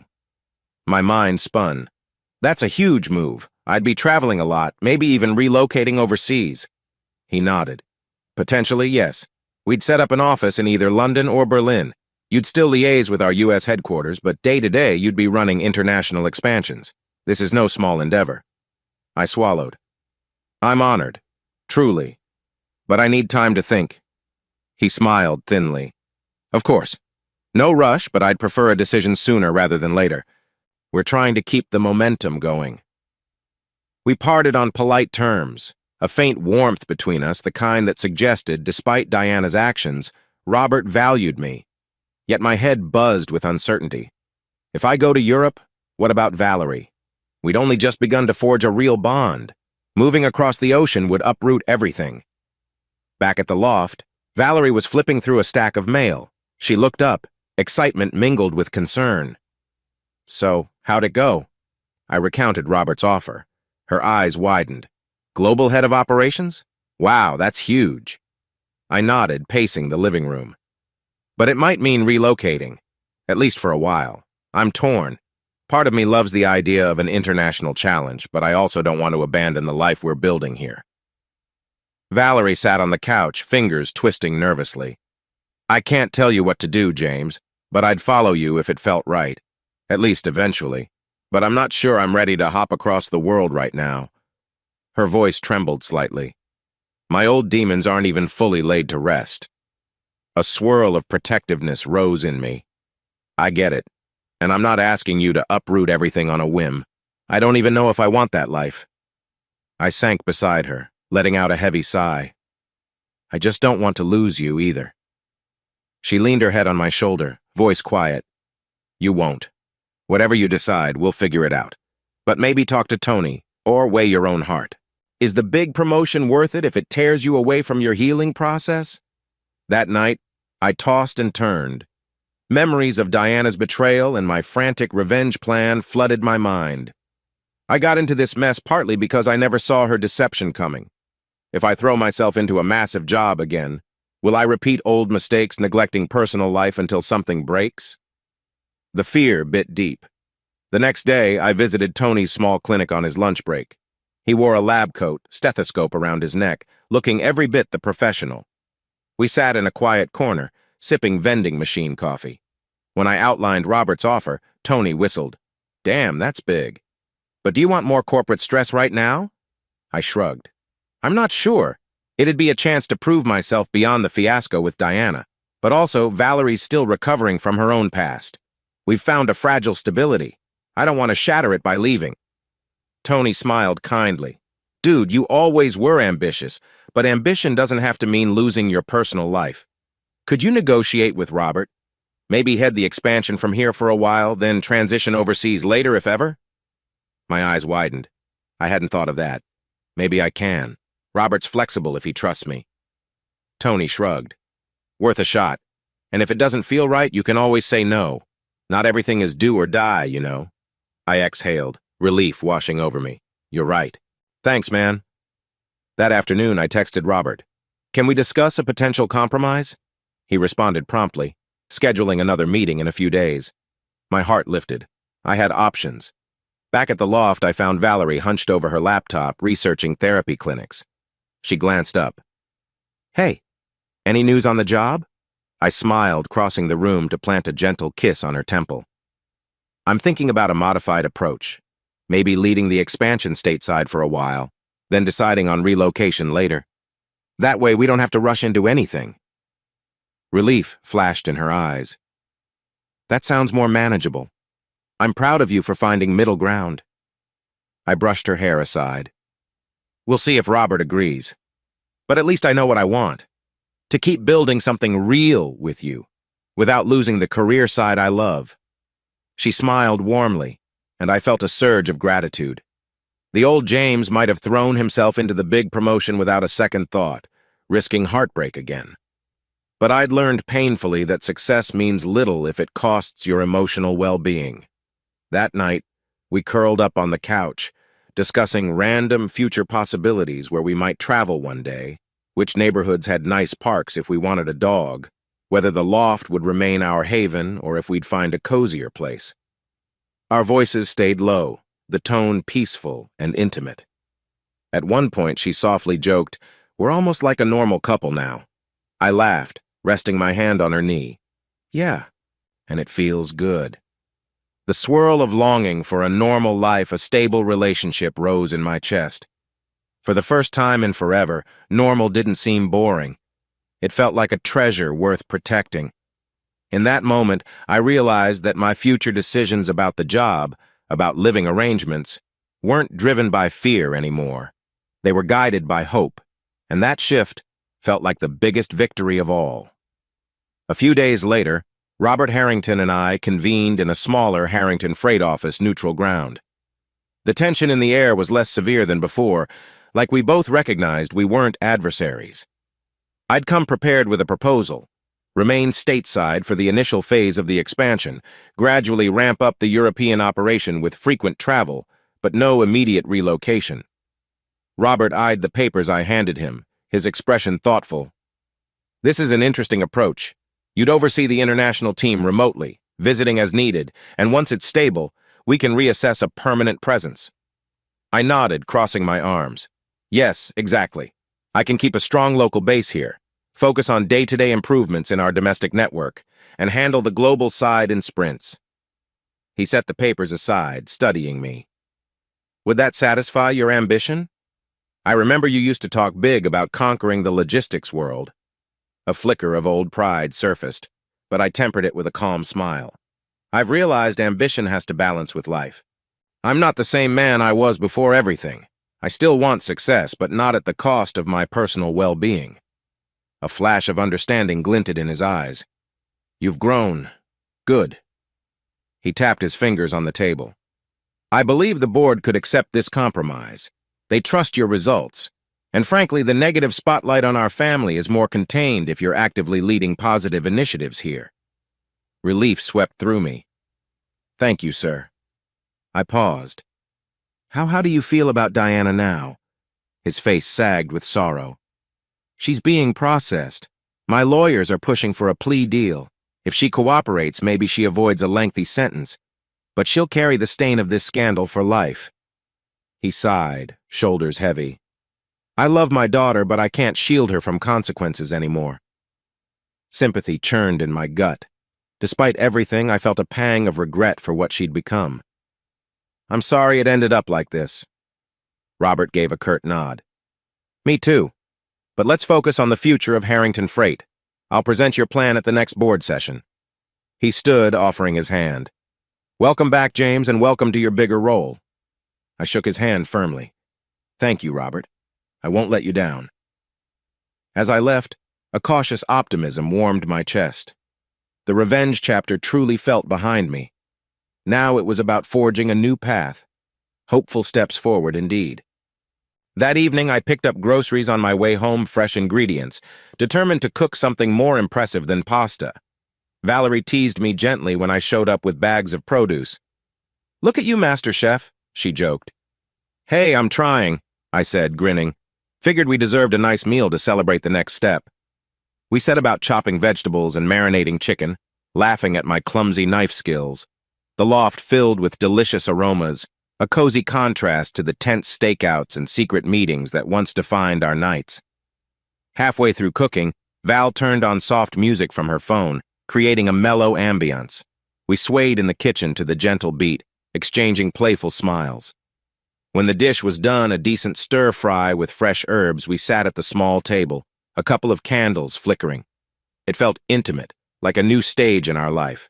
No stings, no blackmail threats, just us enjoying a homemade meal.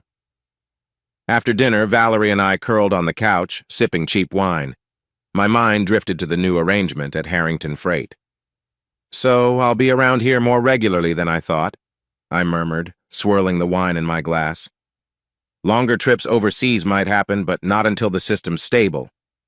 She stroked my arm softly. "That's a relief. I know how big an opportunity it is, but I still felt anxious about you leaving for months." "Now it's more balanced," I nodded. "I want to be present for you, for us." Her cheeks warmed at the sincerity in my voice. "I appreciate that. And in return, I'll keep working on my own issues. Therapy is a big step, but I think it's time." A gentle smile tugged my lips. "I'll be by your side for that too." In the hush that followed, our gazes locked. The tension that had simmered between us for weeks found its release in a soft, lingering kiss. She leaned into me, fingers curling into my hair, and I pulled her closer, heart thrumming. This time we didn't hold back, letting our emotions surface with quiet passion. The kiss deepened, but we kept it tender, mindful of past traumas. Even so, the warmth and closeness felt like a promise of healing, of a future where intimacy wasn't tainted by betrayal. Eventually, we broke apart, breathless. Valerie rested her head on my shoulder. We're really doing this, aren't we? Building a life together? My chest filled with a comforting ache. Yeah, I believe we are, slowly one day at a time. She traced a circle on my chest with her fingertip. That means so much, coming from you. Her tone carried the weight of her own past, the fear of rejection or abandonment. I pressed a soft kiss to her temple. You're not alone anymore. In the days that followed, we started making small but significant shifts. We added cozier touches to the loft throw blankets, decorative pillows, a few framed photos, including one of us during a carefree outing to a local park. Valerie arranged a potted plant on the windowsill, saying, "Something alive, thriving, a symbol for us." It felt cheesy, yet endearing, and I found myself smiling every time I saw that plant. Simultaneously, I drafted proposals for Harrington Freight's global expansion plan, emailing them to Robert for board review. He responded with quick acknowledgments, sounding genuinely enthusiastic. The prospect of me representing the company at international summits on my terms was surreal. From the loading docks to global oversight, I mused. What a journey. Occasionally, a flicker of doubt about Diana resurfaced. She was still out there, likely plotting her legal moves. But the difference now was I didn't fixate on it. My life no longer revolved around her. Every time the fear tried to creep in, I reminded myself, she can't hurt me anymore. Late one night, Val and I found ourselves on the balcony again, watching the city lights glitter. She leaned her head against my shoulder, and I wrapped an arm around her waist. I've never felt so calm, she confessed softly. I mean, I still have nightmares, but you make me believe I can conquer them. Emotions swelled in me. I feel the same. For the first time in forever, I'm not haunted by rage or heartbreak. I just feel possibilities. She turned, smiling up at me. Here's to that. We clinked invisible glasses in the cool night air, sharing a quiet laugh. The hush between us was content, not strained. That's how part 5 of my life felt. A new dawn, brimming with the promise of a future we'd shape together. Gone were the days of clinging to grudges or orchestrating payback. Now, day by day, we laid bricks of trust and hope, building a life that was no longer defined by betrayal, but by the courage to embrace something real and enduring. Below is part 6 of the story, containing 4 chapters, chapters 21-24, exactly as outlined. The setting remains in the present, narrated by James Burton in a first-person, slow-burn, dramatic tone referencing Gillian Flynn's style. Each chapter is approximately 1,000 words, focusing only on the details from Part 6, Triumphant Horizons. We avoid rehashing or spoiling earlier parts. We also do not extend beyond this finale. Mildly intimate moments are handled discreetly. Enjoy the conclusion to James and Valerie's journey. I never thought I'd see the day when Valerie would walk into a bank, wearing a confident smile, carrying a binder full of business plans. But here we were, strolling under fluorescent lights, her newly pressed blouse signaling a fresh chapter in her life. It was a world away from the block, from the nightmares that once hounded her. She'd told me days earlier that she wanted to invest her savings in a small startup, some venture that could help people like her, folks who'd slipped through the cracks. Now, I sat in a plastic chair by a fake potted plant, letting Valerie do the talking with the loan officer. My heart brimmed with pride. She was explaining her idea with slow, measured confidence. A boutique training program for at-risk women, teaching them practical job skills, office work, customer service, even basic coding. Something she'd lacked when she was on the streets. She wanted to break the cycle of desperation and exploitation. When she finished her presentation, the loan officer, an older man with reading glasses perched on his nose, nodded thoughtfully. Miss Morgan, I like your concept, but we'll need to evaluate your credit and see if we can match you with the right microloan. Valerie swallowed, a flicker of nerves. Of course. He shuffled papers. We'll keep you updated within a few days. As we left the bank, Valerie let out a shaky exhale. God, I was terrified in there, but it felt good, you know. I slipped my arm around her shoulders. You were amazing. I'm proud of you. She blushed, cheeks warming. Thanks. I just never thought I'd be this person, the one who invests in a dream instead of running from her past.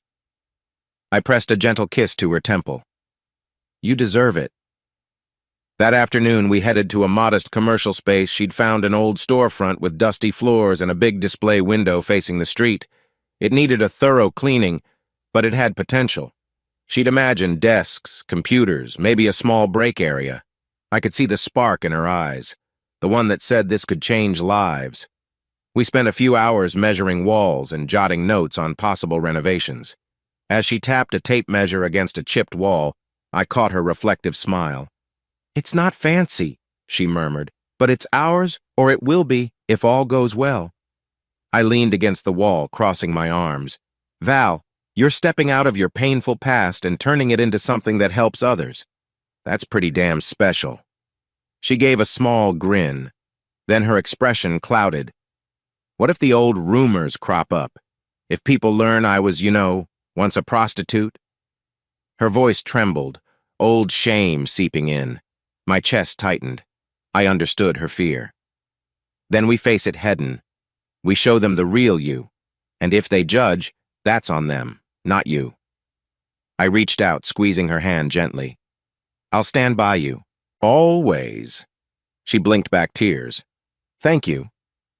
We held on to each other in the empty storefront for a quiet moment, letting the dust motes dance around us in the afternoon light.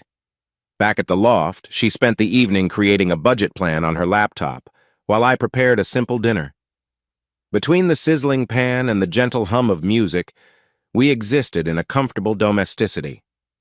Occasionally, she'd look up from her spreadsheets, meeting my gaze with a warm, grateful smile. It struck me how far we'd come from that first desperate arrangement. After dinner, we relaxed on the couch, sipping tea and brainstorming a name for her venture. How about New Path Solutions? I suggested playfully. She made a face. Sounds too corporate. I want something that sounds welcoming. I grinned, leaning closer. What about Turning Pages? Like turning pages of a new chapter in life? She considered it, tapping her chin. Turning Pages, that's nice. Maybe Turning Pages Training Center. I nodded, relieved she liked it. Has a ring to it, showcases personal growth.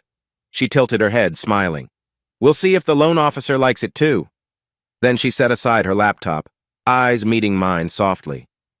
James, you do know how much this means to me, right? My voice came quiet. Yeah, I do. She lifted a hand to my cheek, a tenderness in her eyes. Because for a long time, I thought I'd never be anything but a survival story. Meeting you changed that. Even after the revenge scheme ended, you stayed. You believed in me. Her gaze shone with emotion, threatening tears. I held her hand against my cheek. Val, you gave me something to hope after betrayal.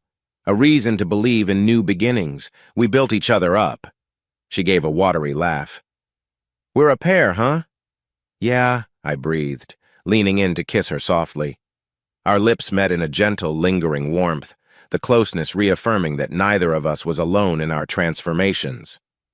Slowly, the kiss deepened, carrying a promise that we weren't simply surviving, we were living.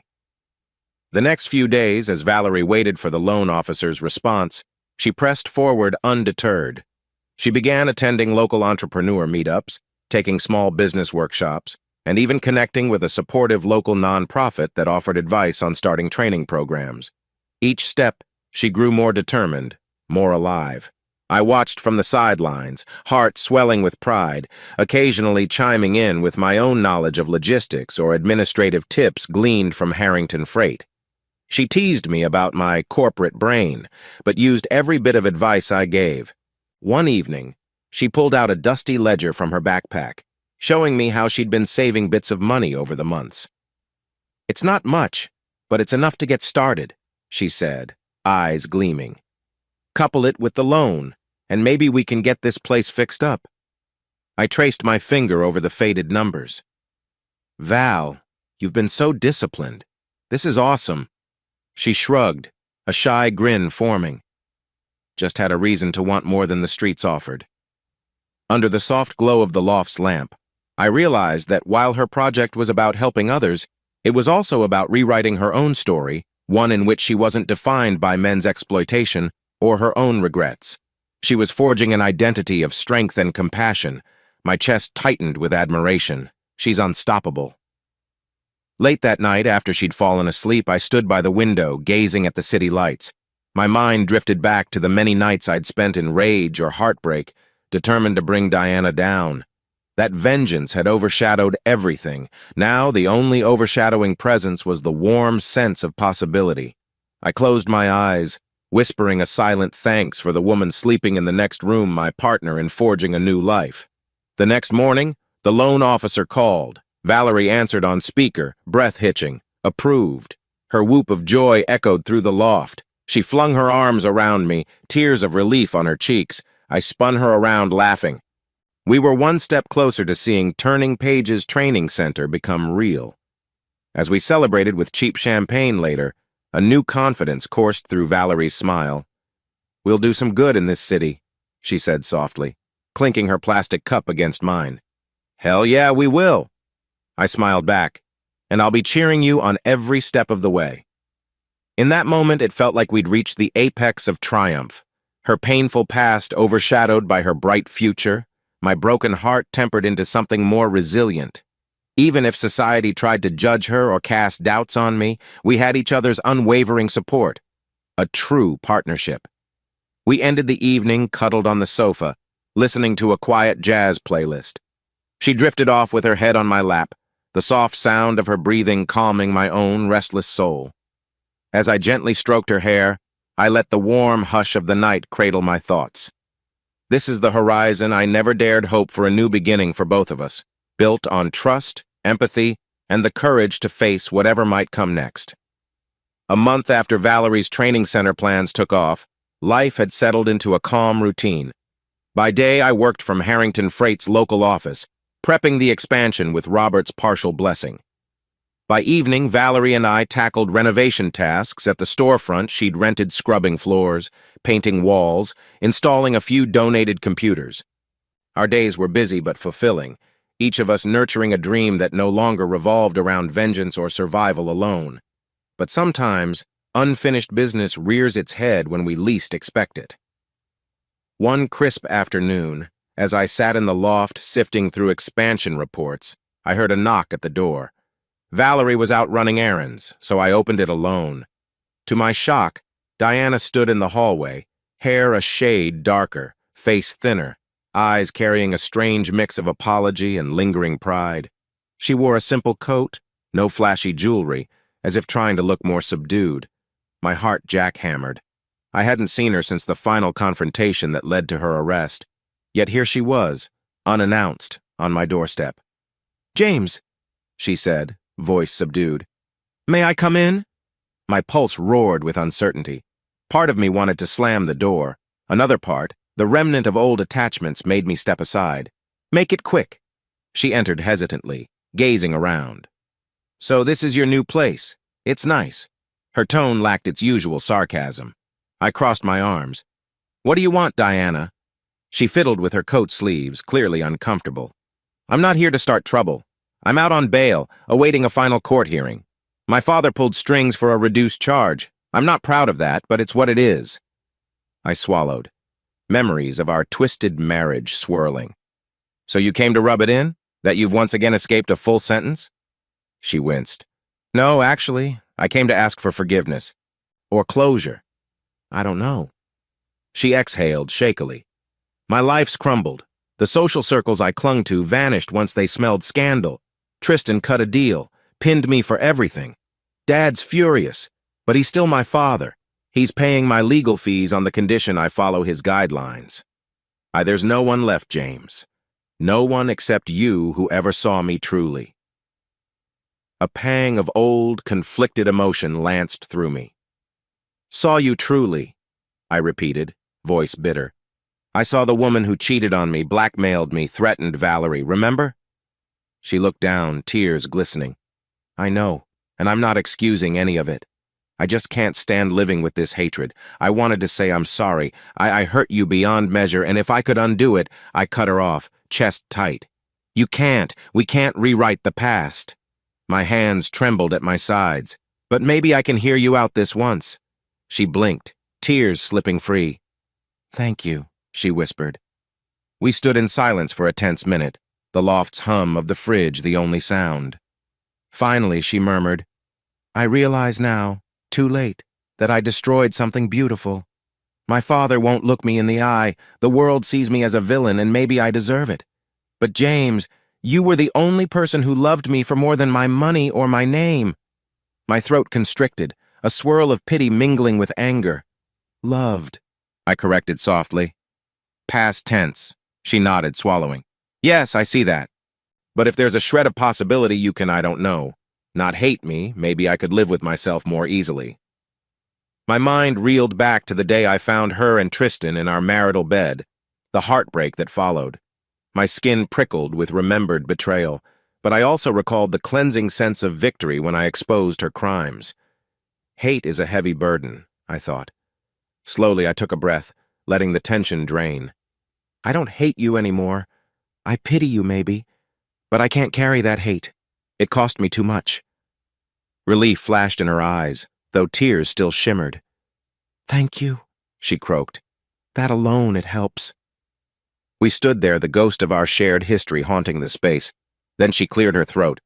Will you tell Valerie I'm sorry for hurting her too? I hesitated, unsure. Maybe, if she wants to hear it. She's moved on from your shadow, Diana, but I'll pass the message.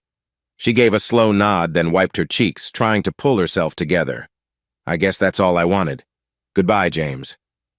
As she turned to the door, an old flicker of memory tugged at me, a flicker of how bright her smile once was when we were young and naive.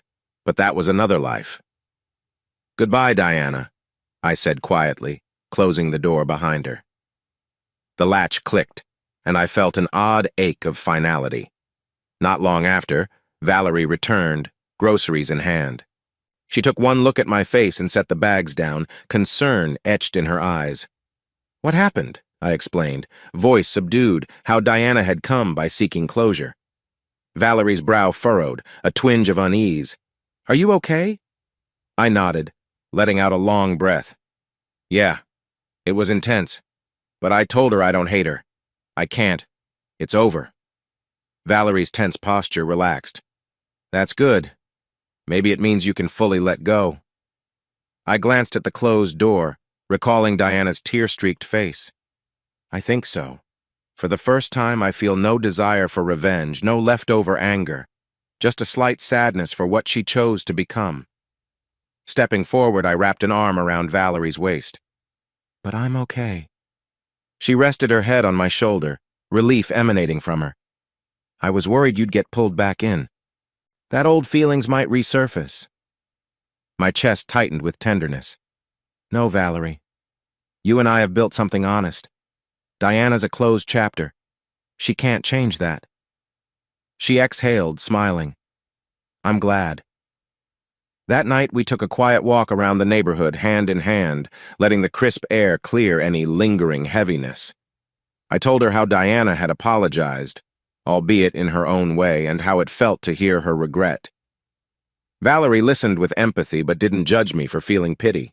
Instead, she squeezed my hand, acknowledging the complexity of love, betrayal, and forgiveness.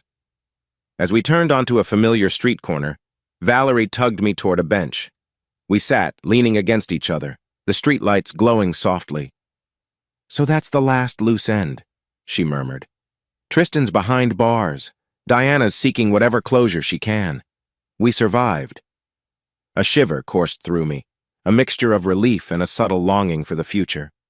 We did. I kissed the back of her hand gently. Now the horizon is ours, unclouded. She smiled, eyes reflecting the lamplight. No more ghosts chasing us. I nodded, heart warm despite the chilly wind. Unfinished business is done. We can move forward with a clean slate. The question was, how do we turn this newfound peace into a lasting life, one that cements the bond between us for good? As we headed home, I found myself imagining the rest of our days. her training center bustling, me bridging Harrington freight expansions, both of us returning to the loft at night with stories to share. Could it become more than just cohabitation, some deeper commitment? An unspoken sense of possibility tugged at me, a whisper of a future I'd never believed in before. And in that quiet synergy of her hand in mine, I thought, maybe it's time to consider the next step. I kept that thought close, letting the final remnants of old anger fade into the shadows behind us. A few weeks passed in a pleasant blur. Valerie's training center, now officially named Turning Pages, gathered momentum as supportive community members donated old laptops and offered volunteer hours. She spent her days juggling renovation costs, scheduling construction workers, and even preparing a small open house to invite local charities. I'd never seen her so driven nor so radiant. Meanwhile, my own schedule at Harrington Freight settled into a manageable routine. Robert's initial board approval for me to handle the global expansion from here had eased my fears. I no longer felt torn about uprooting or losing Valerie. Life was, for once, stable and positive, but something in my heart yearned to take it further, a deeper commitment. One evening, after another successful day at her center, Valerie dropped onto the loft's couch, exhausted but glowing. I joined her, offering a glass of cold water. She leaned on my shoulder, sighing contentedly. We had 5 new sign-ups for our first training session next month. Word is spreading. I grinned. That's incredible. You're making a real difference. She beamed, then her smile turned thoughtful. James, I can't stop feeling grateful for this. For us. I never thought I'd be free from the block's shadow, or from men who only wanted to use me. She twisted her fingers in her lap. You gave me something else. Belonging. Respect. My breath hitched. This was the opening to a conversation that had been stirring in my mind. Val, I said softly, gently lifting her chin to meet my eyes. There's something I want to talk about. Her eyes flicked with curiosity and a hint of concern. Yeah? I swallowed, heart pounding. We've come so far together. We've faced old demons, built new futures, and I want to keep going. Together. Permanently. My voice cracked slightly. I've been thinking about marriage, kids' things I never dared dream about after Diana, but with you it feels different. Tears glistened in her eyes. Marriage? Really? My chest felt tight, a swirl of nervous excitement. Yes, I know it's fast and we carry baggage, but I'm certain that I love you and I want a future with you, if you feel the same. Her cheeks flushed, tears spilling free. She cupped my face. I do, James. I love you. But kids, marriage, are we sure we're ready? I let out a shaky laugh. No one's ever perfectly ready, but we can take it slow. Maybe just an engagement for now, then figure out the rest when we're steady. She breathed a trembling sigh of relief, smiling through tears. That sounds wonderful. I reached into my pocket, nerves jangling. I'd hidden a small velvet pouch there, uncertain if I'd have the courage to present it tonight. Inside was a simple, elegant ring, nothing extravagant, a single modest diamond on a silver band. I'd chosen it for its understated grace, symbolic of how we began, quietly but determinedly. Valerie gasped as I showed it to her. Oh my God, it's beautiful.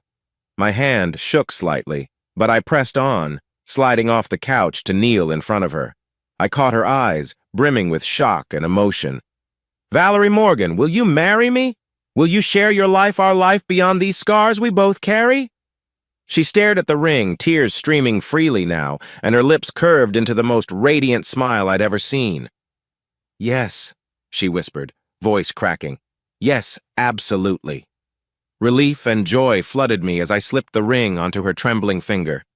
We laughed through tears, and I leaned in to kiss her, heart exploding with gratitude. The loft seemed to glow around us, every shadow of the past receding in the light of this promise. When we finally pulled apart, breathless, she admired the ring through watery eyes. I never thought I'd be engaged, she murmured. Not after everything I went through. Thank you for believing in me. I pressed my forehead to hers. You believed in me too. You brought me back from my own darkness. For the rest of the evening, we alternated between tearful laughter and whispered excitement about the future. I confessed I hadn't planned a big speech or fancy dinner. I just knew I couldn't wait any longer. She admitted she'd sometimes daydreamed about a wedding, but feared it was too soon, or her past was too messy. We agreed that we'd chart our own pace, a long engagement, or a short one if it felt right. No pressures from society's norms. At one point, she said, "What about kids? It's a big step, maybe not right away, but I do want a family someday." Her voice held a tremor of hope. My heart soared. "I do too when we're ready. We can figure out the details, adopt or have our own, whatever's best, but I'm open." She lit up, the ring catching a glint of the overhead light. "You have no idea how much that means." We ended up calling Tony, who answered on speaker, half asleep but thrilled at our news. "Holy crap, about time," he joked, making Valerie giggle. Then we texted Martha, who responded with celebratory emojis and a vow to plan the greatest office potluck ever. Each reaction reminded me we had a supportive circle behind us now, not the lonely pair we once were. Later, lying in bed, the ring still sparkling on her finger in the dim light, we shared soft touches that gradually turned into a tender consummation of our new engagement. Our intimacy, once tinged with caution and old trauma, flowed with trust and vulnerability. We moved slowly, cherishing the warmth of each other's skin, the hush of words unspoken. When we finally drifted off to sleep, it was with an overwhelming sense of unity. We had chosen each other, openly and wholeheartedly. At dawn, I woke to find her gazing at the ring again, a gentle smile on her lips. "I'm scared," she admitted quietly, seeing me stir. "I want to be a good partner, a good mother someday. But my past is so complicated." I placed a hand over hers, the ring caught between our palms. "So is mine. Together we'll navigate it. We've already proven we can heal old wounds." She leaned in, resting her forehead on my chest. "Thank you. For everything." I kissed the top of her head, heart brimming with a calm certainty.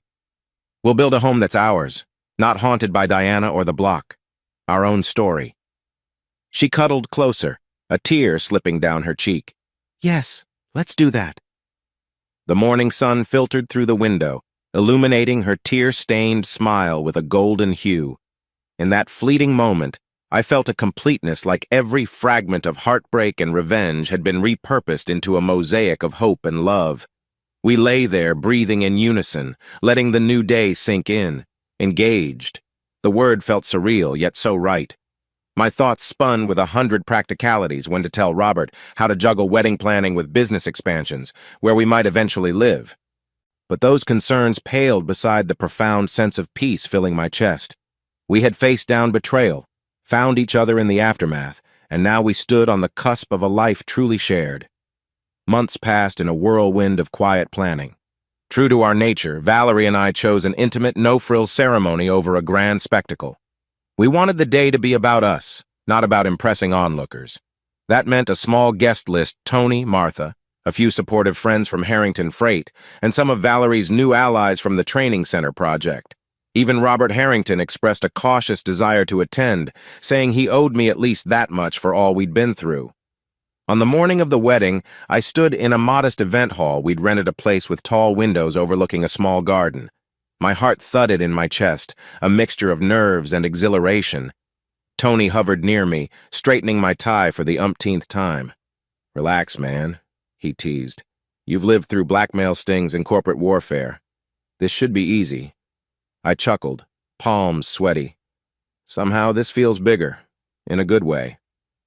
The overhead lights glowed softly on the simple floral arrangements we'd picked out. No extravagance, just honest warmth. A hush spread through the hall as guests took their seats. I spotted Robert Harrington near the front row, looking subdued yet supportive, a faint smile when our eyes met. He gave me a nod as if to say, "I'm proud of you." My chest tightened how differently life had turned out from the day I started on his loading docks. My gaze also drifted to a conspicuously empty seat where Diana might have sat had she not been tangled in legal consequences. A pang of regret flickered, but I forced it aside, focusing on the present. Then the music began, a soft, acoustic guitar melody. My breath caught in my throat as I saw Valerie step into view at the far end of the aisle. She wore a simple ivory dress, no long train, just elegant lines that complemented her figure. Her hair was loosely pinned, a small wildflower tucked behind her ear, but it was the expression on her face, radiant joy, a trace of tears that stole my breath. We locked eyes, and I swear the rest of the world blurred. Each step brought her closer until she finally stood before me, her hand trembling just slightly. Tony stepped back, and Martha stood off to one side, beaming with uncharacteristic warmth. The officiant cleared her throat, and the room stilled, anticipation thick in the air. "Family and friends," the officiant began, voice gentle. "We gather to celebrate James and Valerie as they join their lives together in marriage.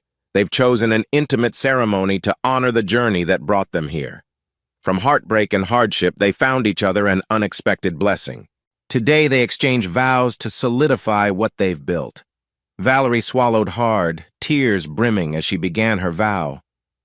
"James," she said softly, voice quivering, "I never thought I'd stand in a wedding dress, much less with someone who sees me truly sees me. You reached out when I was drowning. You gave me safety, respect, and a partner's love. Today I vow to keep growing beside you, to share your burdens, to celebrate your victories, and to always be honest about my fears. I love you." My chest constricted, tears burning behind my eyes. Her vow encapsulated everything I cherished about her. I took a shaky breath, launching into mine. "Valerie," I said, voice tight with emotion, "you walked into my life when I was lost in rage and heartbreak. You showed me that trust isn't dead, that love can be reborn from ashes. I promise to cherish your dreams, to stand by you in adversity, and to be the calm you can turn to when old shadows linger. I love you more than I thought possible." We both laughed nervously through our tears, exchanging rings, a simpler gold band for me, a matching one for her, sitting snug against her engagement ring. The warmth of metal on my finger was more than a symbol. It was a reaffirmation that my life was no longer defined by betrayal, but by hope and commitment. The officiant smiled. "By the power vested in me, I now pronounce you husband and wife. You may kiss." I surged forward, cupping her cheeks, and our lips met in a gentle but triumphant kiss. Applause rippled through the small crowd, mingling with our own laughter and tears. Her hands trembled on my shoulders, mine around her waist, both of us overwhelmed by the reality. We're married. In the reception that followed, a cozy arrangement of buffet tables and a small dance floor, people mingled, congratulating us with genuine warmth. Tony gave a toast full of humorous jabs at our initial arrangement, making everyone chuckle. Martha offered a terse but heartfelt statement.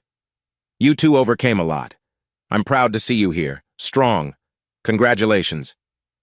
Even Robert Harrington stepped up to wish us well, shaking my hand firmly. "Thank you for giving my daughter's tragedy a different outcome in your life," he murmured. "I hope you find the happiness Diana and I both failed to maintain." Valerie squeezed my hand at that moment, sharing a glance of understanding. Then, with music softly playing, we took the floor for a first dance, just us, swaying in slow motion under dimmed lights. She gazed up, tears shining. "We did it," she whispered. I kissed her forehead, chest thick with emotion. "Yes, Mrs. Burton, we did." She laughed at the mention of her new title, pressing her cheek to my chest. The gentle rhythm of her breathing against me felt like the most profound reassurance in the world. The night blurred into a whirl of hugs, kind words, and affectionate farewells. Eventually, we found ourselves back at the loft, newlyweds stepping across the threshold. We paused, exchanging a glance loaded with memories, my nights of heartbreak, her nights of fear, all culminating in this union. She reached up, brushing her fingertips along my jaw. "Ready for our first night as husband and wife?" I nodded, heart pounding with a surge of affection. "I'm ready." We closed the door on the world, stepping into an intimate hush. The loft felt like a haven, every corner holding a reminder of our journey, some corners dark, others bright with new paint. Now it was truly our space, no illusions or old ghosts. As we slipped out of our wedding clothes, we moved with reverence, each touch carrying a significance beyond mere passion. Though we'd been intimate before, tonight felt different, like a sacred merging of hearts, a promise sealed in warmth. We let the slow, mysterious hush of the moment guide us, free of past shame or bitterness.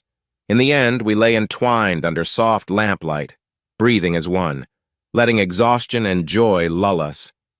In the quiet afterglow, I stroked her hair, pondering how we'd both found redemption in each other. I used to dream about revenge, I confessed softly. But this is better than any vengeance I ever planned. She nestled closer, eyes drifting shut with a serene smile. Love beats revenge, doesn't it? I kissed her damp forehead. Every time. My eyes fluttered closed, and I drifted into a peaceful sleep, free from the nightmares that once gnawed at me. Because in her arms, with her ring on my finger, I finally understood the truth. We'd restored our vows to life itself, promising not just to each other, but to ourselves, that betrayal and pain didn't define us. Our bond, forged through hardship, was stronger than any heartbreak that came before. In the morning, as we woke in each other's arms, I felt the light of a new day stretching before us, a horizon unshadowed by past regrets, shining with the promise of every step we'd take hand in hand. Our story, once built on the ruins of betrayal, had become a testament to the human heart's capacity for renewal, and that, above all,